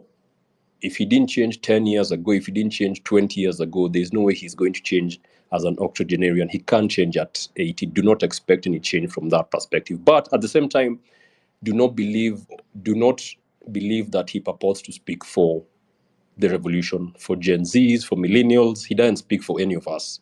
So hata venye amejitos into the equation, ajajitos into our equation, us guys will still be here. Tukiongea on home run with PP every other evening, we'll still be here. Unaget. So it doesn't matter whether Rao is in the conversation or not. That one doesn't change anything. We are working to change this country as it is for us, because I don't know who said it earlier, lakini we don't want to leave this country. Me, I'm here. I'm 37. I've lived in this country for 37 years, and I don't think I want to leave it. Sina time ya kusema ati I want to go and work in the States or in Europe or in the Middle East doing some very menial jobs. And I believe I'm smart enough to contribute towards building this nation for me, for my kids, as and when I'll have them. Evo. I do not feel like I need to leave this country in any way, shape, or form. So these are the fights that we are fighting and are continuing to fight. We have to change the system. We have to empower each other. We have to keep pushing the right individuals to be in the right spaces. If I know that Pipita could work well, let's say in the Ministry of Communication, that's what I should be pushing for. If I know Dr. Stella Bosire can work well in the Ministry of Health, that's what I should be working towards. That's what I should be pushing for. Unaget, like these are the conversations we need to keep having, keep empowering the right individuals, not just anyone and everyone who just comes in and purports to have the best wishes and interests of this country at heart, when clearly all their actions are completely opposite of that. Haiwezi work hivyo. We cannot be IMF slaves. We've been IMF slaves since 1963. We're in 2024, we need to change that shit. So anyway, asante sana host. Congratulations on 1 year. I'm new here, so but hopefully I'll be old soon. My Karibu, plan you're is just not to new keep bana, you're already speaking. Na wengine wamekuwa hapa hivi, acha nisije nikamtaja. Kuna watu wamekuwa hapa hivi kwa space mwaka mzima lakini hawajawahi ongea, so you have done more. You have yeah, contributed to the show. Thank you so much. Fair enough. Cheers, bro. I'll try and contribute in my own small way here and there. Asante sana. Asante sana. You know, contributing to in your own small way is by listening into the show. You can contribute by talking. You can contribute by retweeting the space. You can contribute by sharing your experiences. And most above all, if you like what I'm doing, there's also a tip jar line that is helping to keep the lights on this side of the studio. 0721948229 is the number. Nimeona. Yes, I'm no, coming that one is for through. everybody, not for you, Avid Pekeke. I was telling everybody though. So cheers, bro. Okay. Cheers. Thank you so much, by the way, for your submission. That submission gets us to 9 minutes past 9 East African time, ladies and gentlemen. We are past our due time, but you know, tuko na professor hapa ndani, mnajua. You're now listening to MC Pipita on Home Run with Pipi. Now, I'm not going to let anybody else in. Itabidi tu mningoje kesho. Kesho tutakuwa hapa tena again 4 p.m. all the way to 9 p.m. But the 6 speakers I have here, I'm going to give you a timed submission. Actually 5, because now Avid has already spoken. I'm going to give the 5 of you, that is Dr. Bosire, Professor Koftech, and Mike and Hulida, 3 minutes each for a final submission for today. That will be the all content that we'll be taking in for today on Home Run EPP. For the rest of you, kesho pia bado ni siku. And also, as usual, I'd like to tell you that next time when you come to spaces, instead of asking for the mic, kindly write your comment on that comment. Sasa wewe kuja request microphone, alafu andika hapo kwenye comment section your comment. I might not get to let you up on the microphone, but I will definitely read your comment. But it's so irritating to just find someone, nipe mic. I can't get the mic to you even if I wanted. All I want to do is get your voice heard in as soon as possible. So guys, I hope we are good at that. Now that is that out of the way, I want to start with the Hulida, who has been raising her hand for 3 minutes. I'm actually timing. When you hear that beep, you know your 3 minutes is done. Hulida, are you there, Hulida?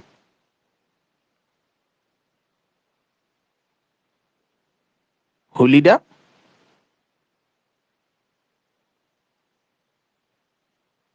Okay. Mike, are you there?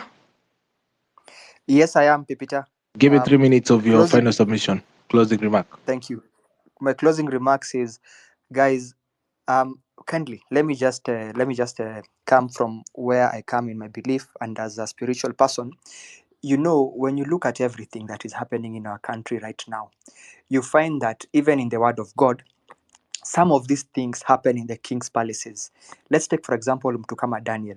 When Daniel was being castigated that they should lock out prayer and prayer to be only to a particular God, this conversation was happening in the king's palace, right? When Saul had to call David and to go to war, it was a conversation happening in the king's palace.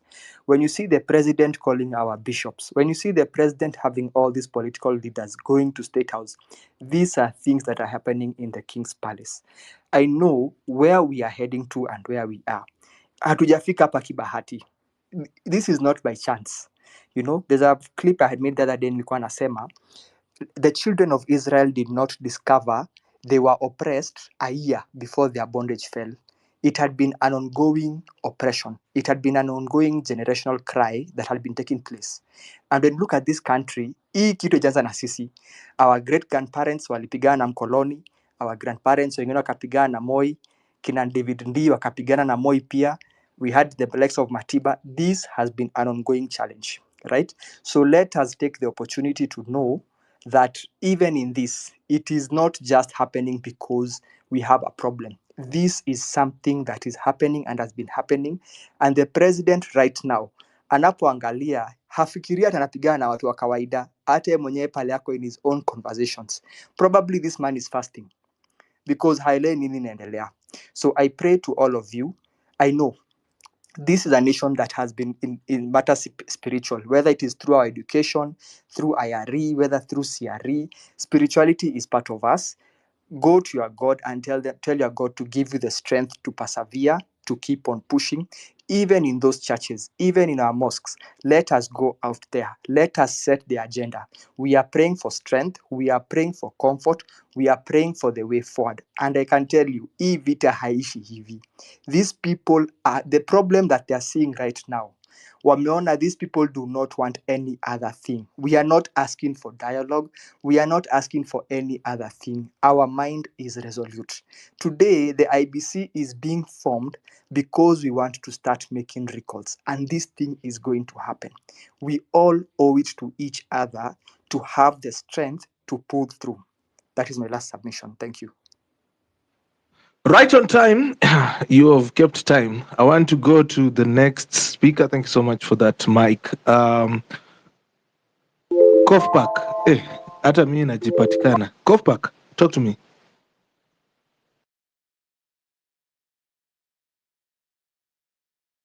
Kofpak, are you there? Okay, let's go to Hulida. Hulida, are you there? Give me 3 minutes of your time. Yeah. Can you hear me? Yes, I can hear you. Hello? Yes, I can hear you, Hulida. Let me respond to Dr. Bosire and Professor Ochieng. Dr. Bosire, what I'm hearing again is a question of competence. You've said you removed 2 individuals who were clearly incompetent, and today they do not have a professional leg to stand on. They cannot come back to that ministry. So what I'm hearing again and again is that the entire ministry is being run by somebody who shouldn't be there, which is why, again, the issue of the ethics matter comes in. With what leg does Ruto stand on when he appoints someone like CS Nakumincha, who is not qualified to run the entire block, which is the Ministry of Health? And why is it that we cannot push back, or as a body, the KMPDU, or as doctors themselves, why can't you push back on legally, or from a legal standpoint, on the appointment of this individual? Something that you know cannot happen probably in a hospital. You cannot have a medical director of such incompetent levels. You cannot have, you yourself would probably not be able to qualify for certain positions. You wouldn't even apply for them. Somehow, when it comes to the governance of the entire ministry, Nakumincha can sit on that chair, bungle the issue of the CBA 2017 that was discussed, and it was not opposed. From what you have told us, it was not opposed by anybody. Right now, we're talking about an illegal move to reduce salaries, something that we know now from what you have told us is illegal.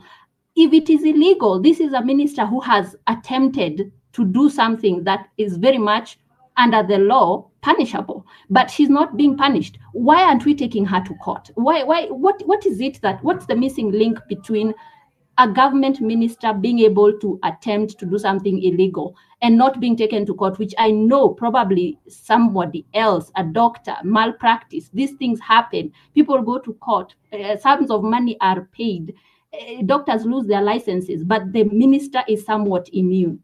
Professor Ochieng, so that I can keep to the 3 minutes. Professor Ochieng, you mentioned CDF and the embarrassing nature of those situations that you find in Mashinani. CDF is illegal. It shouldn't exist. It existed in the previous regime before devolution. But our MPs went to Parliament and passed a bill renaming CDF to NG-CDF.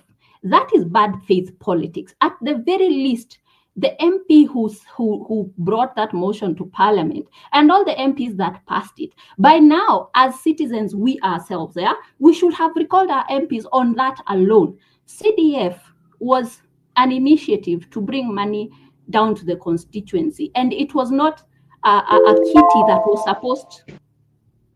Again, do I continue? You have 30 seconds to complete. The CDF was supposed to contribute to brick and mortar development, building classes, things like that, but not paying school fees. But now with the renaming of CDF to NGCDF, the MPs still have a hold on that money. It should not exist, which is why I'm saying, myself included, we have a problem as a citizenry and us who have a more intimate knowledge of the Constitution because we read it. We don't do anything about it. We just we talk. We don't go to court. And I know that is one hell of an undertaking to attempt to do that. But I should be able to put my own MP on the docket to answer for something like that. That let me end my submission there. But that's what I'm trying to bring to the fore, is that if we participate, if we read our constitution, which has provided so much for us to do to engage with government, we might be able to get to a point where we don't need to be sleeping in the streets as professionals to ask for jobs. They are the right of the people. They are the right of the professionals, and they are the right of the citizenry. Thank you.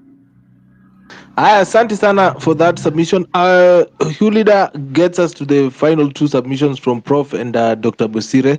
So I'm going to give you, Prof, the final 3 minutes of this submission. Prof?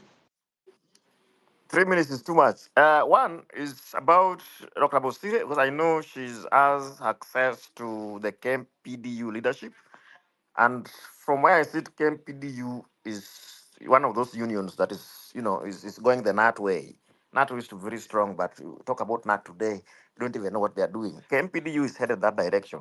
And because I know Bosire has, access to the leadership of Camp PDU, they need to also to have a meeting with themselves just to make sure that do they think that they're doing the right thing? Because the last time the doctors had a strike, I took more than a month plus, I don't keep track because I'm not in Kenya. But then what I also realized that there was a lot of laxity on the sides of the people, the Kenyan public, standing with the doctors. The Kenyan public started standing with the doctors when we had this finance, reject bill something.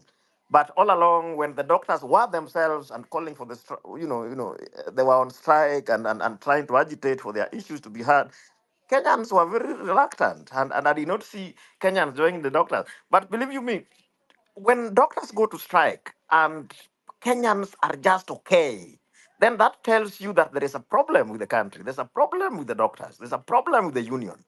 So can they also call a meeting among themselves and just ask these very difficult questions?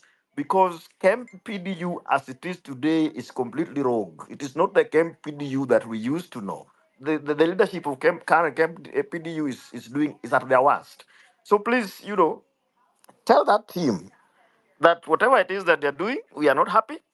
And look at the young doctors, the intern doctors. What is very painful is that these doctors are people who can just finish their degrees and their internship and then open their clinic, because some of them have the capacity to even, they can be able to fundraise and even have their own clinics. But they cannot do that because they are not licensed.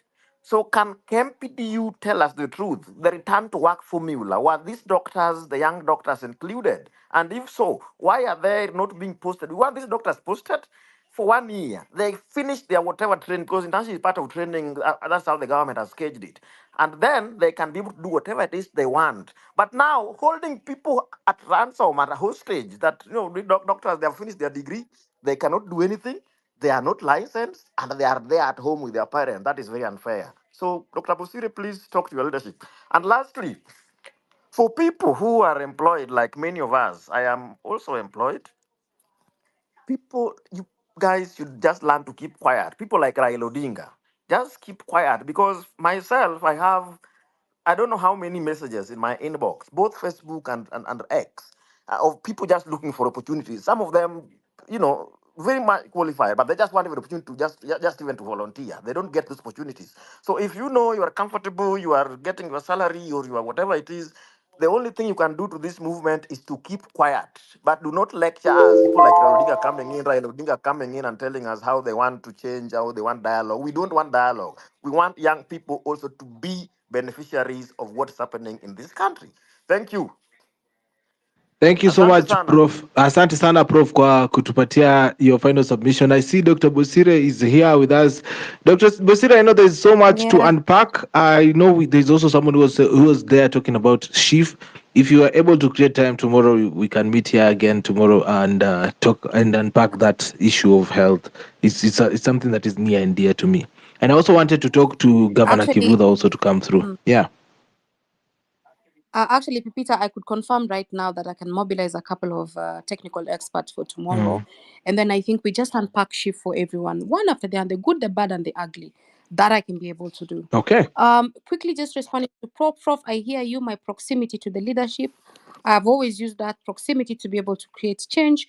I have heard you very clearly, and just to comment around the return to work formula, the government decided to play cheeky and of course sub judice, not to discuss a matter which is in court, which was the matter around the interns, around the salary. But I don't think that's actually it's there are two matters here. There's posting and there's the salary part. Those are two different things, which I don't think they should be embundled together. Finally, for me, it's just to do a collective call, and a collective call around breathing, rejuvenation, relaxation, and breaks. I say this very importantly because this what we are doing right now is emotionally intensive. It's physically intensive. Do take time to just renew yourself. That cup which is full, make sure that it is half full. Make sure that it is full. Then you come back and we fight. Take a break a little bit from social media, because the anger that is here, unaamka unaambiwa wameiba 30 billion, alafu unaambiwa kuna 4 billion na madaktari. Unaamka unaambia ma-JSS teachers hawezi kuwa posted, unasikia mse aliyeka road ya 700 billion. You just wonder what the hell is wrong with these people. So take time around that. But also just to say that our struggles are interconnected. The struggle of Mama Mboga, my struggle as Stella, the struggle of Professor Pipita, the journalists, the business people, our struggles are interconnected. The moment we start seeing that our struggles are interconnected, then we have to collectively join each other. Mukisikia kesho Mama Mboga wako kwa streets, sisi wote ni Mama Mboga. The way what's happening right now with the doctors. If we hear journalists are in the streets, because right now there's a lot of cuts around the media industry, that we must be able to also ask very difficult questions around corporate organizations who align within the media industry infrastructure, and ask how comes people are losing jobs? What is the problem? The problem is governance, the problem is taxes, the problem is a bad business environment. Then we start fixing those things from the roots. So it's not just a singular struggle that we have right now. We have a collective struggle. We are resetting Kenya, in short. So don't get tired. When you do get tired, take a break. But remember, this is not a singular fight. This is our interconnected collective fight. Shukran. Asante sana. I see we have confront ko hapa hivi anaitwa Kofpak. I'll bring Kofpak to give us their final 3-minute submission. But Dr. Bosire, if you can do that tomorrow, it will be good to have those experts coming over and telling us exactly what SHIF is. I would like to unpack that. And of course, I would like to know what is the effects of devolving health. So there is so much to talk about here on X Spaces. Tomorrow, 4 p.m., we'll be back here again. But I want to use these 3 minutes before we get to half past the hour, where we'll be ending the space, to give Kofpak a chance to speak to us. Kofpak. Okay, thank you. I think this is one of the very interesting platforms I've ever been in. And I want to pick from where Pipita and, of course, Dr. Bosire are conversing around the shift and so forth. And I want to submit that it's a very pertinent and very interesting area for us as COFPAC. COFPAC is not a person, it is an institution. And we have people who are in the space of leadership. We have Gen Zs. The youngest person is 25 years of age, and the older person in this, the leadership of COFPAC is around 41 years of age. So I want to bring to attention that, as been said, health is a human right. And one of the very important things we have to be very cautious about is accountability. And as was mentioned by the previous speakers, I think the gap here is, as the systemic issues. In healthcare system, one of the areas, the models for improving healthcare is the utilization of quality improvement strategy. And of course, it majorly focuses on the system as opposed to blame games and so forth. But herein we are very cognizant of the fact that we have issues with the leadership, and we are looking forward to be part of the tomorrow's conversation. I want us to bring up ourselves to speed on how are we able to hold accountable to the system those persons who are the leadership.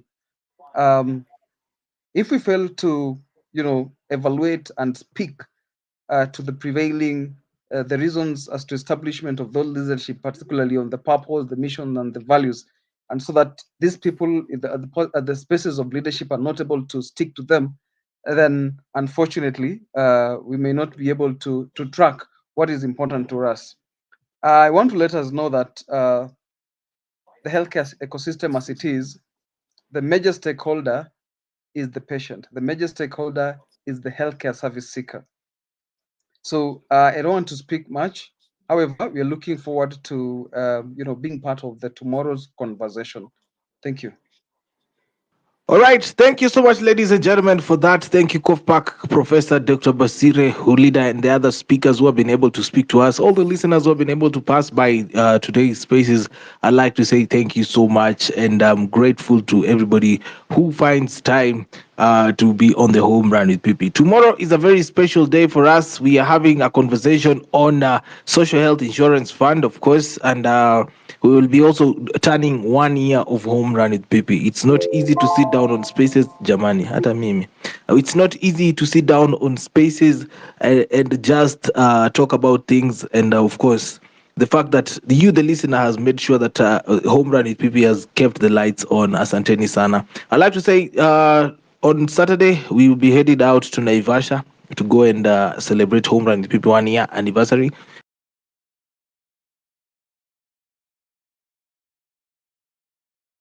Now I'm gonna end the space with a song from Bien and Brida, the one I started with. It's called Mandamano, just to highlight our current plight. And of course, kama show ya leo imekufurahisha pale hivi juu kuna tip line, you can drop something. Until tomorrow, be safe. Thank you so much for being a special part of my show. God bless you. See you tomorrow.